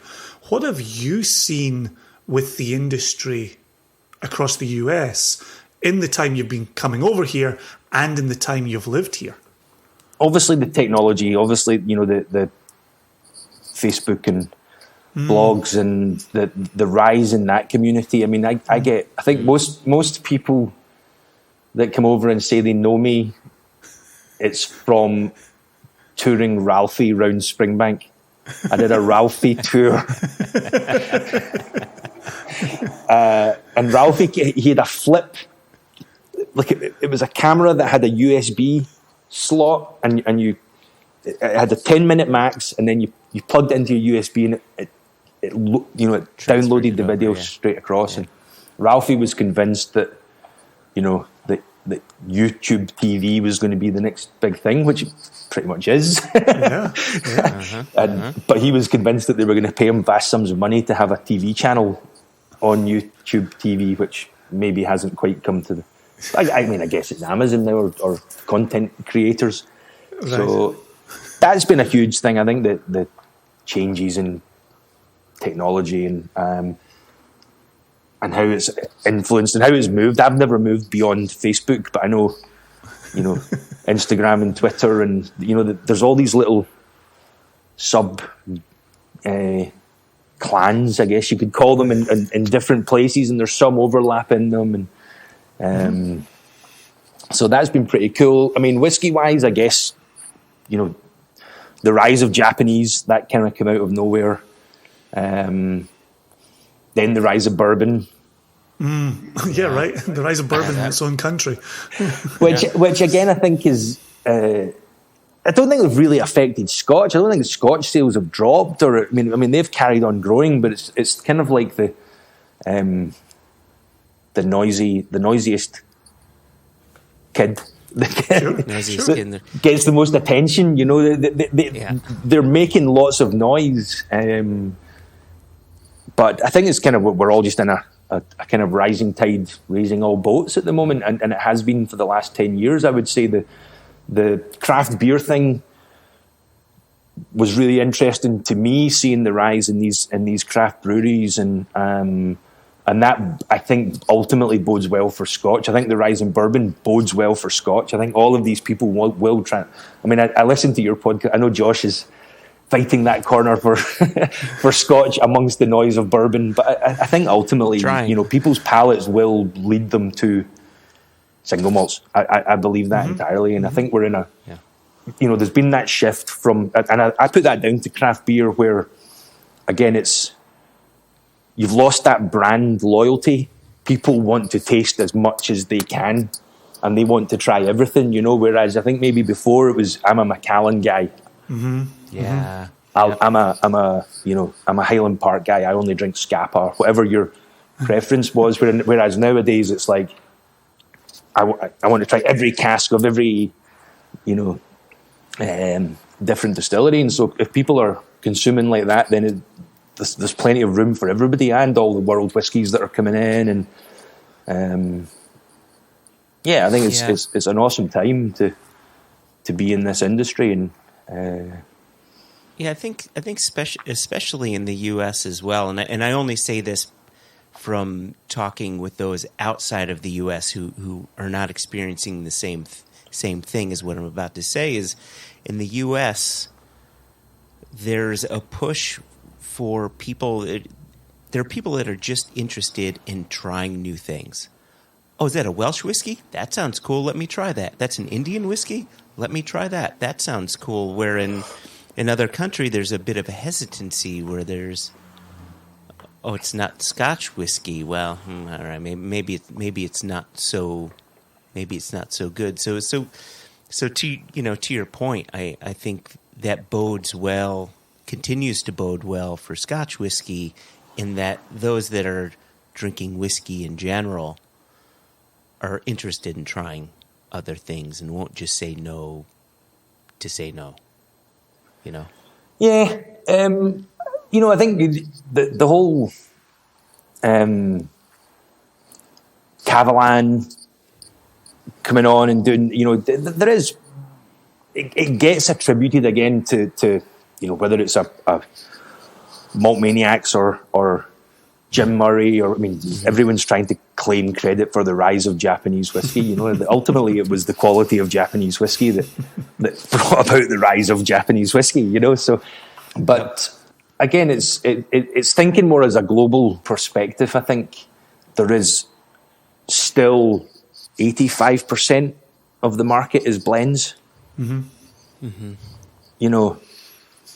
Of the single malts, Glenfiddich and Glenlivet, I think, are pretty much like 8% of single malt, 9% of single malt sales, and everybody else is crammed into this tiny little 3%. Like, I remember somebody at Edrington telling me that Highland Park was less than 1% of their business. Highland Park. Wow. So we're tiny, like really, really, really tiny compared to, and so there's so much room that can be for growth, and as people are happier to spend a bit more. And I remember when we put Springbank over $50 in the US, there was uproar. Springbank 10 went from 49 to 55, and there was absolute pandemonium. You'll never sell a single malt, a 10-year-old single malt for over $50. And then pretty quickly Ardbeg jumped over 50, and then everybody else, started passing us. So, you just, that's the thing, we are a really small part of a very big industry in a kind of global perspective. And I think on a local perspective, as again, Cavalan gets more interested. Taiwan, obviously a big single malt market. Distilleries like, Patrick Zudam in Holland and Millstone. It complements imported, Scotch or American whiskey or whatever. I think they all complement. It gives it a relevance having a local distillery, and gives you a bit of a, like you feel part of the industry. It doesn't seem so remote if there's somebody there and local. And so I think it's cool. I think it's great. Yeah. I had a question for you. You know, as you're talking about blends there, and we're talking about these 2 decades, we're talking about Black Bull and obviously an award-winning blend with, you know, some great age statements on it as well.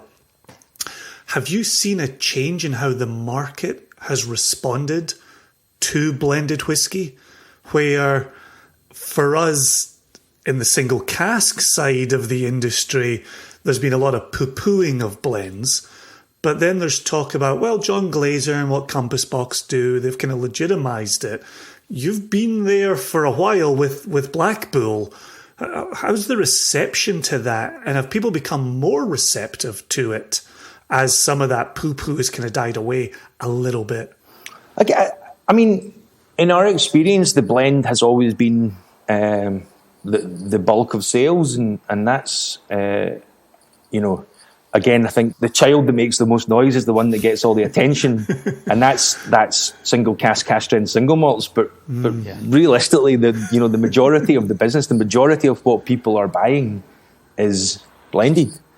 So if you have a good quality blended proposition, then and I think for us, you know, bottling at higher proof, bottling at 100 proof, non-chill filtered, no artificial colouring, that kind of sets us apart in that blend category. So with something like Black Bull 12, we are making what we call a malt drinkers blend. Mm-hmm. It is higher proof. It's got a lot of sherry cask in there, and the reception it gets is awesome. Like, everybody loves it, and you do, you know, look at Compass Box with absolute admiration for what they do, and you know their packaging is spectacular, and you know they've kind of gone that. How can I put this? Like I love watching you being careful. This is I know. excellent. Well, I'm not really. I mean, I think it's the Brewcladdie or Brewdog school of marketing. You know, you launch a product, you create a controversy, try and get the SWA to write you a letter, cease and desist, and then sell out of bottles on the back of a manufactured controversy. You know, like, it's that school of marketing, and we've never really gone that route. It's just you know, Black Bull, good quality, solid blended whiskey, and let it, you know, sell it on its own merits, rather than, you know, a nice label or a controversial. Even though it has a lovely label. Yeah, it does, but that's not, you know, you're not spending the money on fancy packaging, or it's just like let the juice talk for itself. I'm impressed you chose to put a bagpiper on the label. I thought that was a big, bold move. The bagpiper got retired. He stepped down. I think it's now on Scottish Glory. It's like a lion rampant. It's very Game of Thrones-esque. Looks like okay. House Baratheon or something. It's, you know.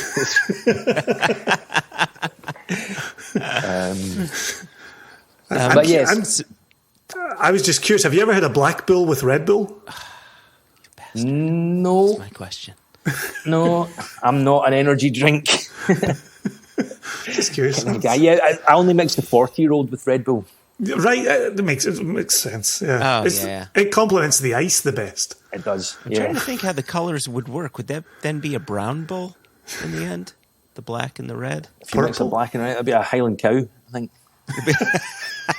Oh, you've just named it. You could now walk into a bar and ask for a Highland cow, and that's a Black Bull 40 with Red Bull.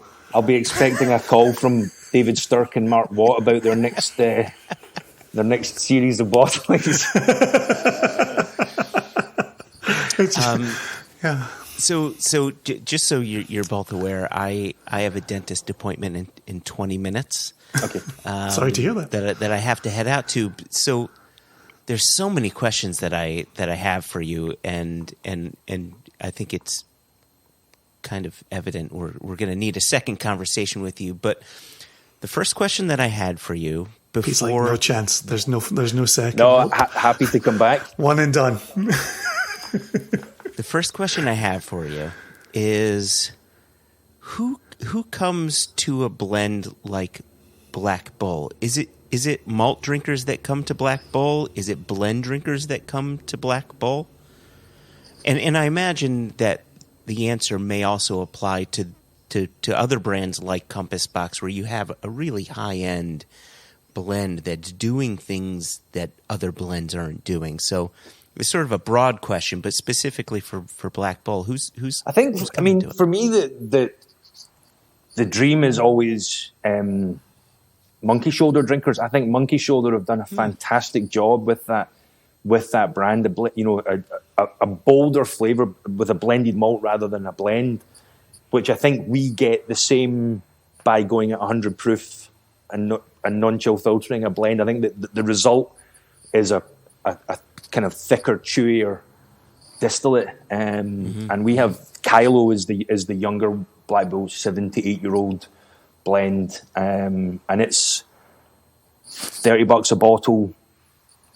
Drink it straight, great on ice. Drink it long. Makes a killer old fashioned. Yeah. For me, that's. And I think where Monkey Shoulder have done a great job is that I don't even think half the people drinking Monkey Shoulder know it's Scotch. They just go in and grab a bottle of Monkey Shoulder. It's kind of, and it doesn't really matter to them that it's Scotch, or they certainly don't know it's a blended malt over a blend over a single malt. Sure, they just know they've tried it, they enjoy it. It's $29.99, so it's a step up from the bottom shelf. You're not drinking Dewar's or J&B or Cutty Sark. They're kind of what your grandfather drunk.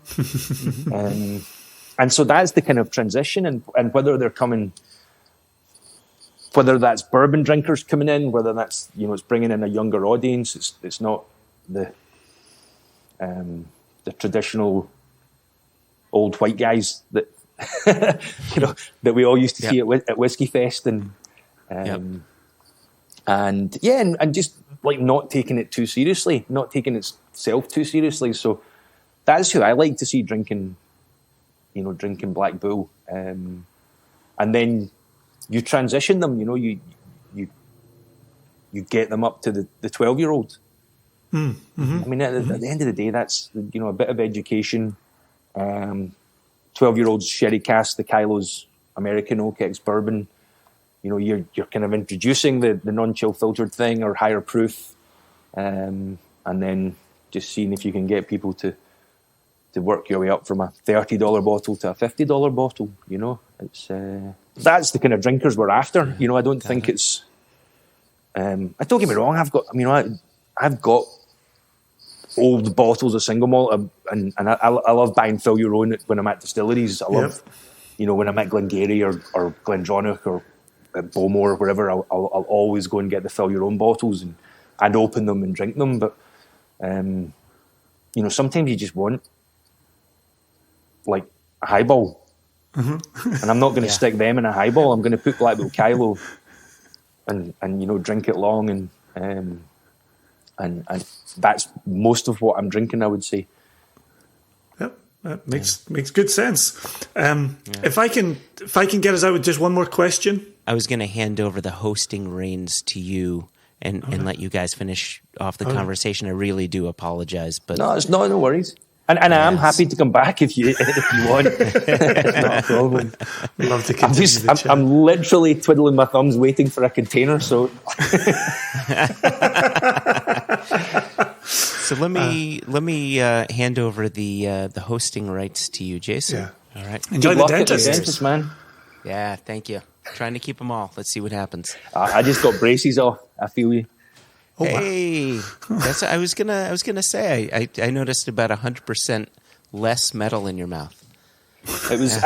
I basically had braces the whole of lockdown. Like I got them 6 weeks before the end of the year, and then by the following March we were in, and so I timed it perfectly. Yeah, there you go. Your smile looks great, Pete. Thanks, man. Take care, guys. Take it easy. Cheers, buddy. Cheers. So I'm just going to get us out of here with one more question. I'm going to give you the opportunity, which we haven't really allowed you so far, is to put on your importer's hat. And you'd mentioned in an email that you're bringing in a new brand called Isla Boys in 2022. and I'm intrigued. And so could you tell us a bit about that and how it came about and what to expect when it comes in? Yeah, this is a pretty funny one. The Isla boys are part of the Isla Brewery. They own the Isla Brewery, so they're an independent bottler out there doing some whiskies. And it's Mackay Smith and Donald McKenzie. So Donald is used to work for Dugas, who's an importer in France. The Springbank importer, the Bruichladdich importer, Okay. or historically. So Donald and I have just switched our relationship. I used to sell to him, and now I'm buying from him. And it's kind of the shoe is on the other foot. The power dynamic has changed. But they've got plans. Like a few people, they've got their distillery plans. I think they're doing a funding thing at the moment to extend the brewery and add the distillery. And at the moment they're doing some independent bottlings of. They've got a blended malt and a single malt. Not distillery named, no age statement. But just really, really nice peating levels. I tried them and enjoyed them. The price point is good I think they're going to sit on the US, on the shelf in the US at a really nice price. The packaging looks great, and I just thought, this is. I mean, I've had a lot of people reaching out, looking for importers, and I mean, some of the pricing is just insane. Some of the pricing people are asking for they're off their heads. There's no way. Even more so with Irish whiskies. You're like, well, you've a no age statement blended malt, and you want it to retail it. It's going to retail at $100 a bottle. Like, that's just not going to happen. So, yeah, that's what I look at. I'm looking at, the quality of the price and do we have a chance of success and working with friends. It's people that I've known for a long time, and I think we can do a good job importing them and get them into the US market. So.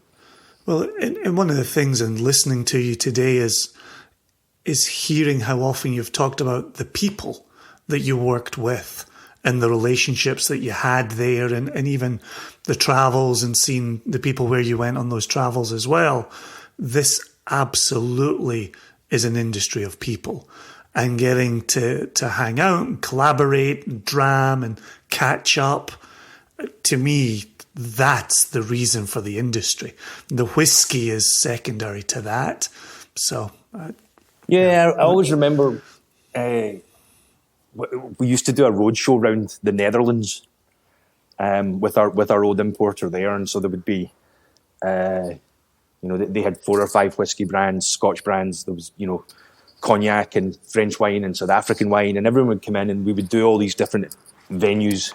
So for 4 or 5 days every September, I'd go and we'd travel around, and all the Scottish guys got on, and I always remember, like, all the cognac guys in particular, like, even on the table, his cognac is shit, my cognac is good, his cognac is not good,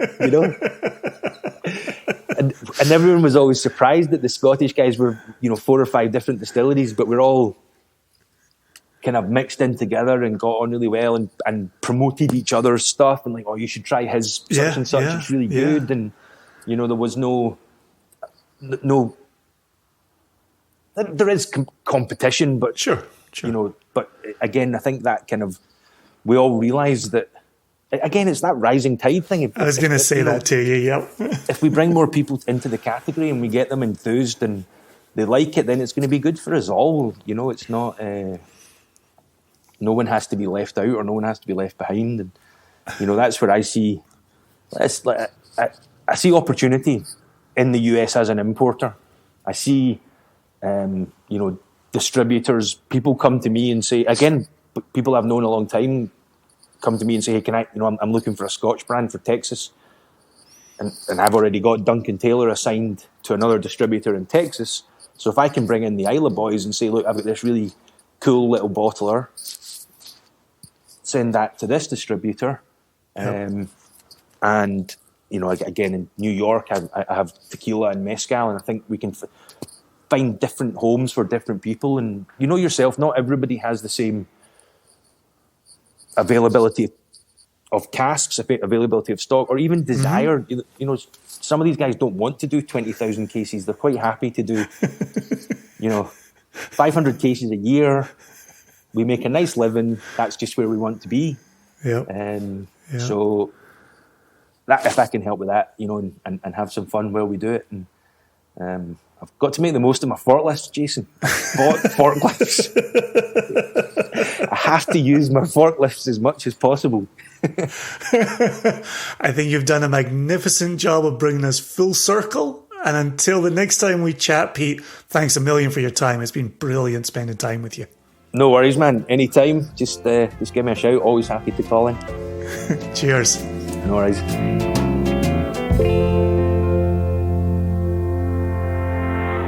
Thanks ever so much again to Pete. Really appreciate your time as you were waiting for the next load to come in for you to pick up and fill your warehouse. We're glad you could take time away from your forklift. And he did email us to let us know the load did come in, and he did unload it by moonlight. So that was terrific news. It was just a brilliant, brilliant conversation. Any big takeaways for you on that one?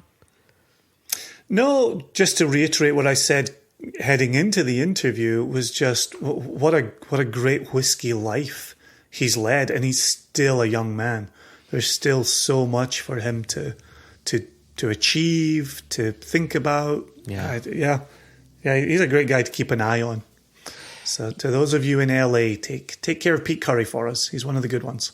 Yeah, the only thing that I'll say is that while talking with him and hearing all of these connections he had, right, where he bumps into Kate Watt, or the soon-to-be Kate Watt, and all these other people that he's worked with within the industry are also people that grew up in a way within the industry. It kind of felt like our conversation with Georgie Crawford, where she, you know, coming from Scotch Malt Whiskey Society, she was there with this person and that person, and then went to this distillery and started working with that person, right?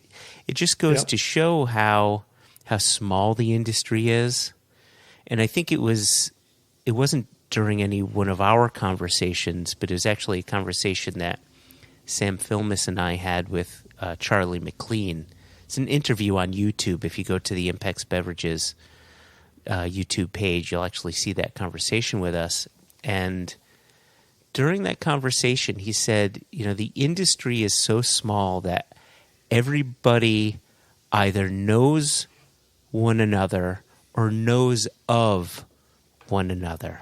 There are no new names that you say, oh, I don't know that name. We all kind of know each other. And I liked that aspect. I really liked hearing him talk about his moving up within the industry and talking about all these people. And it was just like what Georgie was saying, as she moved up within the industry as well. Yep. No, I agreed wholeheartedly. I think of it as the whiskey family tree. Yeah. And so many of the branches are known or recognizable, and you can sometimes branch hop as you get to meet people and speak with people. Yeah. Fun industry. Yep. Yeah, indeed. So we have a bit of news to share. So Jason, I've been trying to wake up the paperboy. I think he's made a New Year's resolution to not listen to me. Could you try to wake him up for me? He's been inspired by your daughters. Exactly. Time to get up for school. Turn your alarm louder. I know it's on, but it's not loud enough to wake you. That's exactly the conversation I just had with the paperboy. Here he is. Extra, extra! Read all about it. Life story of Playboy Penny. Extra, extra! Extra, extra! Read all about it. Oh, Jason, lead us off. I know you have a bit of news that you want to share with our listeners. I do. So we've spoken about it on previous episodes. for the United States online membership, we have now bottled, labeled, and successfully shipped to California our Catoctin Creek Distilling Company ex-Kilchoman PX cask rye release. That's a lot of words. So let's break that down a little bit. So anytime someone purchases whiskey or other spirits from our website, it's shipped from one of our retailers who's in California. Indeed. And this Catoctin Creek we've talked about a little bit. Well, maybe a lot of it on the podcast, actually. A lot of it, yeah. A lot of it. We had the cask sampling of it was recorded back July of 2021 and then went into an episode, maybe in July, maybe in August. Wait, is that correct? Wow. God, time flies, man. Yes, it does. Well, even the bottle itself, and everyone will see this on the label, it was bottled in October. We then labelled it December. I went through to the distillery, assisted. That was a ton of fun. That was fast. 182 bottles, labelled lickety split. It was, got to watch where you put your fingers. You get them trapped between bottles, you get them trapped in a label maker, you get them trapped on a capsule sealer that's blazing hot. So you got to be careful. Pay attention. It was my takeaway. Well, you bring up an interesting point here. So that's so me. What got put into the Kilchoman XPX sherry cask was two 30-gallon Catoctin Creek rye casks. It was their no cuts cask, right? So it had the heads, hearts, and tails all in it. And that was about 2 years of age. Correct. Yep. Married together and then put into the Kilchoman cask.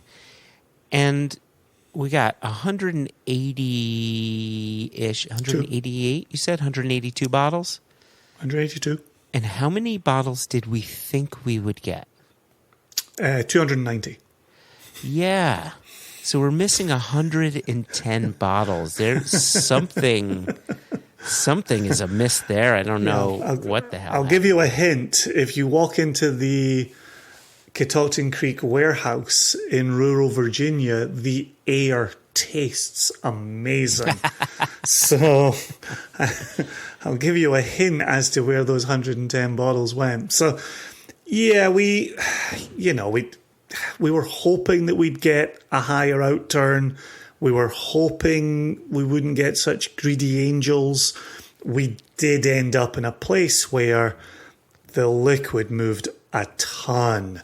It's absolutely delicious. Stunning. Yeah, stunning. And that comes with a consequence, which is evaporation. And there you go. But the thing I wanted to come back to is we've talked, probably now for a couple of years as we've talked through this project, but we've talked about this no cuts. And Becky's talked about it on a previous podcast as well. Essentially what they did was they ran an experiment to see what it would be like to move from a pot still style distillation, slow, low and slow, controlling the run, cutting your heads, taking the heart, cutting the tails, really being, I know we kind of make fun of this expression now in the industry, but being hands-on with your flavors. Clearly you're not tasting any flavors with your hands, but you're hands-on in terms of you're controlling dials, you're controlling flow rates. That's the hands-on portion. But then Becky would be tasting, going through that. Is this where I want to do? Or whoever the distiller of the day would be. Like, what's this tasting like? Is this tasting like Catoctin Creek? When they then went to run this experiment, they essentially wanted to see what it would be like to run a column still style distillation, where you just run everything hard right through the column. And what would that come out like? And so I have had some people say to me, gosh, if the heads and the tails are, the poisonous portion of the distillate, how did you get away with having those in the cask? And so really the way to think about it is it's redistillation upon redistillation upon Correct. redistillation, right? And so it's only quaffable liquid that was leaving that column. But it was incredibly fast. Becky's numbers are something like, we went from a 7 or 8 hour distillation to a distillation that ran in minutes. The idea being you can get greater volume out of your still. The question for Becky was, is it representing Catoctin Creek in the way we have built Catoctin Creek? And her answer to that was, it's not. So they only ever did the 2-barrel experiment. That's it. Across that entire 10-year history of Catoctin Creek, there have been 2 barrels of this. And we purchased both at 2 years old, then moved them into the ex-Kilchoman PX cask. But one of the things that came up when we then tasted the cask in the summer of 2021, for me in the finish, there is still a clearly detectable Catoctin Creek presence. Agreed. And in discussing it with Scott and Becky, they also agreed and said, that wasn't there at the beginning. That's come about through maturation. And even as we have moved from 2 30-gallon casks into this single hoggy, it's been interesting to see the way that over time that Catoctin Creek component has matured into the spirit, into the finished product. Yeah, I think one of the interesting things for me about this project, because we went into it knowing that whatever the final product would be, it would not necessarily be fully indicative of the distillery style, right? And you and I always, anytime we bottle a whiskey, we want to ensure that the distillery character is there. It's not hidden by the cask, right? And purchasing these 2 casks from Catoctin Creek, knowing that it wouldn't fully be what their standard spirit character would be, gave us the freedom to say, well, if it's going to be off profile anyway, why don't we really make it something different? And that's where the Kilchoman XPX cask came into play. Now you've got the sherry sweetness and a bit of dryness, and then the smokiness, and I'm just, as I've been thinking about the project over the past couple of years, and as we talk about it now, I just can't stop thinking about how thankful and grateful we are to Scott and Becky to allow us to play with their spirit, because even they know that this is not indicative of what they do, and they said, you know what, let's have fun with this. We trust the process, and we trust you guys, and holy crap, how lucky are we to be put in that position, right? Absolutely. And that's partly why being with them at the warehouse in July, tasting this product and having, I think it was Scott who on first taste said on the mic, hot damn, right? Or words to that effect. Something like that, yeah. But it made me think of sometimes when you and I release a whiskey, a cask, and we go months and months and months without tasting it. We go from selection to selling, and we haven't tasted it since we selected it. It comes into the country and goes to retailers, and we might include it in a tasting. And there are moments when we pour that bottle and we say, wow, that is a good whiskey. Uh-huh. And it's not because I'm trying to get people to put their hands in their pockets, but it's just I can see why we selected that. That's really damn good. And it was so nice to have that moment from Scott and Becky where they got to say, boy, we've given you boys room to experiment here, but wow, that's a tasty little Catoctin Creek offering. Yeah. And so I love that aspect of it as well. It's been a wonderful project from start to finish. So let's talk quickly about how this is going to work from a sales standpoint. So this episode is going to go live on January 12th. So hello, everybody, Correct. and welcome to January 12th, 2022. Hello in the future. Hiya. And the lottery is going to open on Thursday, January 13th. Indeed. And we'll run Thursday and Friday, I think, right? Indeed. And then we'll let the winners know that they've won on Monday, January 17th, and give them the URL. And this will be one bottle per person, correct? It will be. Yep. And then we'll be able to start shipping bottles that week. Yep, we will. Already got that cleared with shippers. So the week of January 17, we're back in business again. Single Cask Nation rides again. Ba-boom. So that's cool. So that's the rye.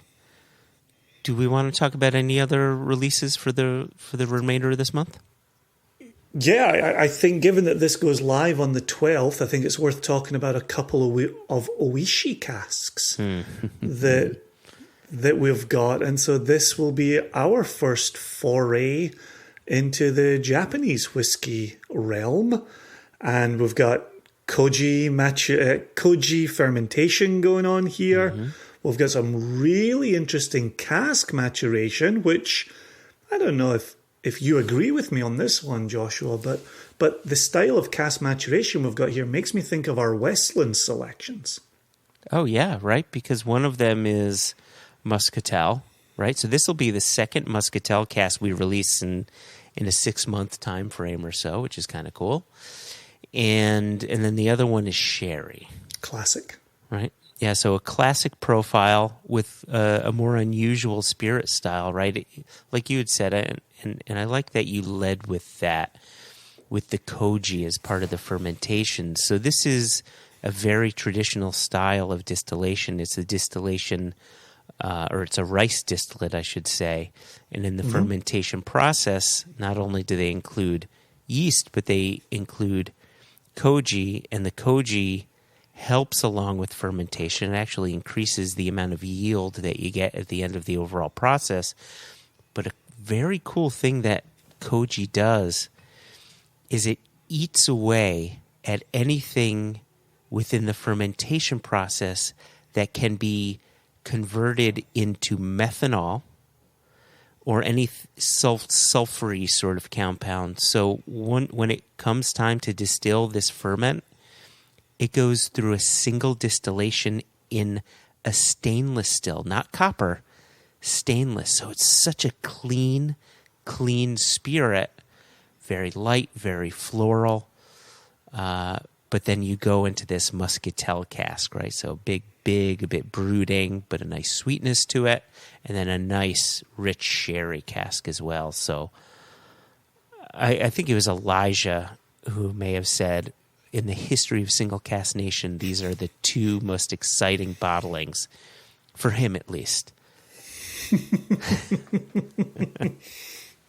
Hope you like them, Elijah.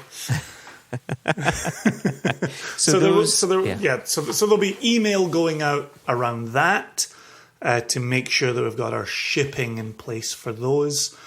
Outturns, I don't have it in front of me. I know one of them is in the 200s and one is in the 100s. So you are correct. The Oishi from the Sherry Hagi is only 186 bottles, but the Oishi from the Muscatel was 266 bottles. And here's the crazy thing too. Last thing I'll say about these: people will see the ABVs and scratch their heads, right? Because the sherry one is 43.9%. And the Muscatel is 40.5%, and those are that's natural cask strength. It and is. These aren't particularly old. The sherry is 7 years old. The Muscatel is 6 years old, and so you say, Well, why such a low ABV? Mm-hmm. I will tell you, Jason, and I will not only tell my listeners, I'll tell your listeners as well. The way the distillation process goes, because the fermentation is so clean, in a way similar to the Catoctin Creek that had no cuts, this also has no cuts. However, this is batch distilled rather than continuous distillation with the Catoctin Creeks. And what Oishi does is they take every drop, heads, hearts, and tails, all together, and they don't take any cuts whatsoever. And by the time the distillation is done, the overall ABV of the spirit that goes into cask is naturally at around 45, 46%. And so you just simply can never get to a high ABV. They don't have a climate like Kentucky where the ABV can go up. Yeah. Am I right in saying it's a Scottish-like climate that sees a Scottish-like evaporation, Angel Share? You would not be correct. So interestingly enough, latitudinally, latitude is horizontal? Yeah. Yep, flat. So latitudinally, the Kumamoto, Japan, it lines itself up pretty close to Georgia. So it's kind of like a southern state. However, for whatever reason, they're not getting these extreme fluctuations like you'd experience. Yeah, it is mountainous, right? And they will get, but there's valleys as well too. It's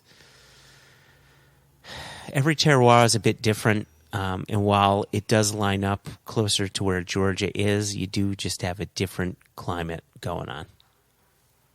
But that's what I mean about it. It's mountainous in the way that Scotland's mountainous. You have those kind of mild summers. You have those kind of mild winters. Yeah. I'm not talking about latitude or geographical location, but that similarity in topography, the way you're alluding to here. Mm-hmm. And I know that it's got a pretty gentle Angel Share, but it does. Yeah, very gentle. Not too far off from Scotch whiskey.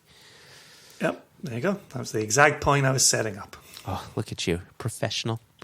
We went the long way, but we got there. So yeah, I'm excited to get those released. Those will be shipping in January as well. Nation members in the United States for online release. Keep an eye on your inboxes, your emails, your Facebook members pages, your social medias. Oh, gosh. It's all singing, all dancing, isn't it? The word is being spread constantly in multiple ways, in multiple places. The bird. The bird is the word. Huh. That's odd. I thought that would be big news. You thought what would be big news? Well, there seems to be an absence of a certain ornithological piece. A headline regarding mass awareness of a certain avian variety. What are you talking about? Oh, have you not heard? It was my understanding that everyone had heard. Heard what? Brian, don't! Well, a bird. A bird, a word, a well, a bird. A bird, a word, a well, a bird. I hope you've overlaid that here for a second or two. Is there any more news to share? If there isn't, I am going to leave January there. I will very quickly say we got such wonderful news over the break that the Wolf Island bottling with the sheep on the label is sold out of the warehouse in California. It has all gone to distributors, to retailers. Look for it on your shelves. At 1,600 bottles that came in November out of the warehouse by December. Amazing. Brilliant. Yeah. Huge thanks to Impex for working with our distributors on that. Huge thanks to our distributors and all the shops and bars that and restaurants that have been supporting this. I heard from Melissa Ginsberg, who's the Impex rep in Minnesota, and she said a large restaurant chain purchased a good number of cases of the Wolf Island. So it's just so great to think of our whiskeys on a restaurant shelf like that. That gets me excited. Well, that gets you excited. Elijah sent us a photo, I think, from High Time of a floor display And we got to see this in a floor display with 4, 5, 6 cases, stacked, open, come in, take a bottle, take 2, take 3, keep moving. I loved seeing that. That was absolutely brilliant. Speaking of clearing out the warehouse, our ROW number 3 release, our Rest of the World, is almost cleared out of the warehouse now in Scotland. That's making its way off to pastures new to be experienced around the world. The UK, I know people who were buying that out the UK over the winter break and having a blast.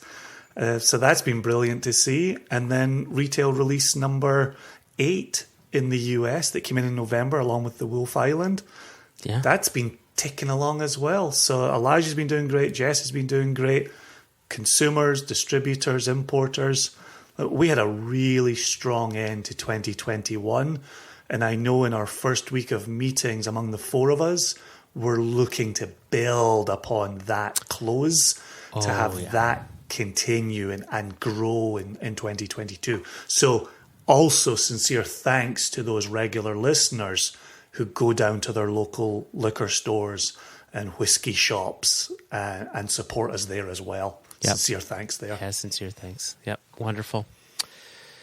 And here endeth the quick news segment. Well, as we've told our listeners for the past few episodes, we're not going to be reading emails.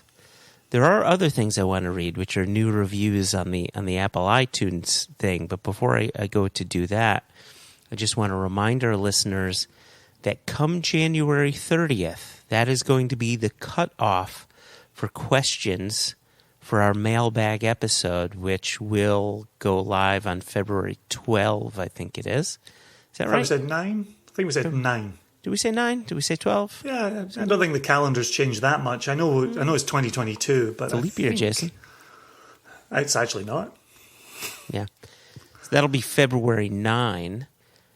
And so we're not going to read any emails, but I wanted to give people an opportunity to send their question in before that January 30th date. So you can email us questions at onenationunderwhisky.com. You could tweet at us at onenationwhiskey. You could Instagram us at onenationunderwhisky. You could send us a Facebook message.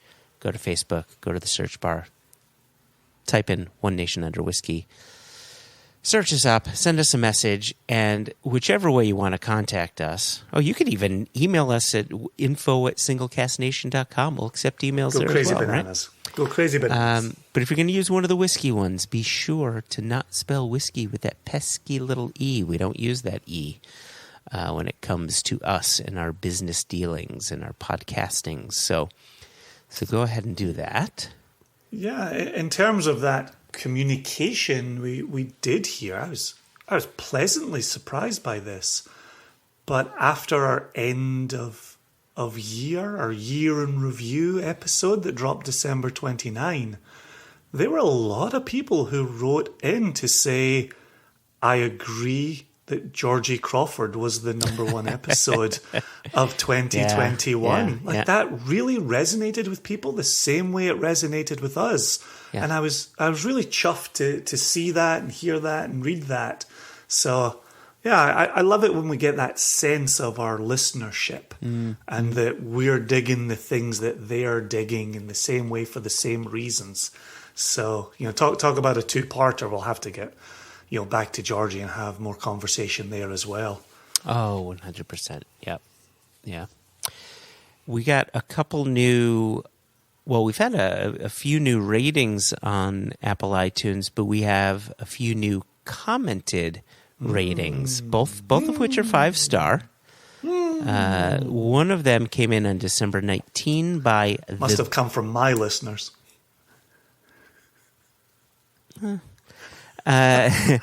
Came in from someone named the Beakmaster, Beek. That's one of mine. That is one of yours? See, mine's the Beastmaster, and he has 2 ferrets. I will name you Hodo, and I will name you... what did he name his little ferrets? Do you remember the Beastmaster? Nope. I do remember the Beastmaster movie. I don't remember what you've done this bit before, and I don't remember the ferrets. So. Hodo and I want to say Frodo, but it's obviously not Frodo. Anyway. Well, I'm going to name you Kodo. You get a name too, Podo. Kodo and Podo. So the Beakmaster titles their review with Whiskey Education and bonus movie reviews. And, like timely ones like Beastmaster. Check it out, kids. You'll love it. Sister Act. Absolutely. Oh, gosh. Let's talk about 1981 movies. So the statement says, come for the whiskey knowledge, stay for the random movie reviews. Wildly entertaining every week. Nice work, Joshua and Jason. See, this is one of my listeners because they lead with Joshua. He's very smart, this listener. It goes on and Actually, says, I've told all of my listeners, if you write in, put Joshua's name first. It's the only way you'll read it. I've learned a lot over the years about many lesser-known distilleries. Keep it going. I love that part. Oh, boy, do we have some things up our sleeve for 2022 then. Yeah, but just, we spent so much time trying to champion these lesser-known distilleries that produce liquid to never be known as single malt, but to go into blends. And it feels like some of what we talk about is just justified. People are getting it and glomming onto it. So that makes me very happy. Yeah. It is interesting in hearing that. We've never spoken to anybody from Macallan. We've never spoken to anybody from Dalmore. We haven't spoken to anybody from Glenfiddich, Glenlivet. Right? We're busy. We're busy, man. We're opening people's eyes to other options. So then there's another one. Then this one came through on December 23rd. This is from someone named Tigers Rule with, count them, 1, 2, 3, 4, 5 exclamation points. Oh, It's very I was hoping you weren't going to say exclamation points. I was hoping you were going to say stars or moons or literally anything other than exclamation points. So if three exclamation points is the sign of a syphilitic mind, yeah. What is 5 exclamation points, Jason? This is death. This person is officially dead. They are writing to us from beyond the grave, and I'm sorry for their family's loss. Oh gosh. Yep. The syphilitic worms have got to them. Yeah. So the interesting thing about this one, for some reason, I can't. I really hope that's not a new listener, and they're like, "Why are these people saying I've got syphilis?" I wrote a nice review of them. These people are monsters. My God. We've just lost a listener thanks to. I almost said you, but us. I led with the syphilis. Always do the syphilis with me. Anyway, so Tiger's Rules headline says 5 exclamation points. Come for the whiskey, stay for the banter. And I love how the Beakmaster, the body said, come for the whiskey knowledge, stay for the... So this person, the headliner, come for the whiskey, stay for the banter. 5-star rating. Thank you again. Tiger's Rule, 5 exclamation points. Death. Sounds like a Mad Libs for Apple reviews of our podcast. Insert a noun. Insert an adverb. So Tiger's Rule says... 2 of the most knowledgeable and fun gents in the whiskey industry. Oh gosh. My gosh. That is syphilitic. Gosh. Poor Go Tigers. Listen, I'm almost there, which is good. And second and final sentence, which ends in a singular exclamation point, by the way. You'll learn a lot and have a ton of fun tuning in. There you go. That's it. I want that on my gravestone. We had a ton of fun and learned a lot while tuning in. It's a really weird gravestone. And it doesn't even rhyme, so that doesn't make sense. And to be honest, I'm going to be composted anyway, so I will not be a person with a gravestone. Oh, you're not going to be one of those trees? You know what I'm talking about? Where they... Yeah. Is that what they're doing? You're going to put a little acorn? Put an acorn in your butthole and bury you, and then... What do you mean when I'm dead? That's how I start every day. It's the only way I can stop drinking. Morning, hon. Just go downstairs, grab the acorns. Oh, Dad's drinking again. No, kids. That was the acorn. Oh, gosh. Oh, so good. So much fun. Thank you to Tiger's Rule, 5 exclamation points. Tiger's Rule. And the Beastmaster, or sorry, the Beakmaster. So I called Tiger's Rule Go Tigers, and you called Beakmaster Beastmaster. So we're really appreciative of your reviews. Thank you so much for taking the time. We couldn't even remember your name. I just wanted to say this, a quick response to our friend Beakmaster there was, you and I talked in the beginning of the episode about getting together January 2nd and just having a quiet little dram together. But we spent a large portion of that hangout time talking about whether you can skip Back to the Future 2 and whether you can simply go first Back to the Future, third Western Back to the Future, and not worry about the really depressing one that was incredibly prescient in between. So I just want to make it clear, even when there's no mics, there's no recording button, you and I still just sit and talk utter shite about movies. It's just what we do. That is what we do. It's 5 exclamation points. To be fair, before 2016, Back to the Future 2 is a much more enjoyable film. But yeah, Still kind of depressing though, yeah. Biff still became, boss of the town. He was dystopian, right? I mean, it really was. It showed a dystopian future that needed a hero to fix things. Well, I think we always remember it as the movie with the hoverboards, and we forget about it as the horribly dystopian movie that it was. Was it dystopian just because of Biff, or because people wore 2 ties at once? That's another problem.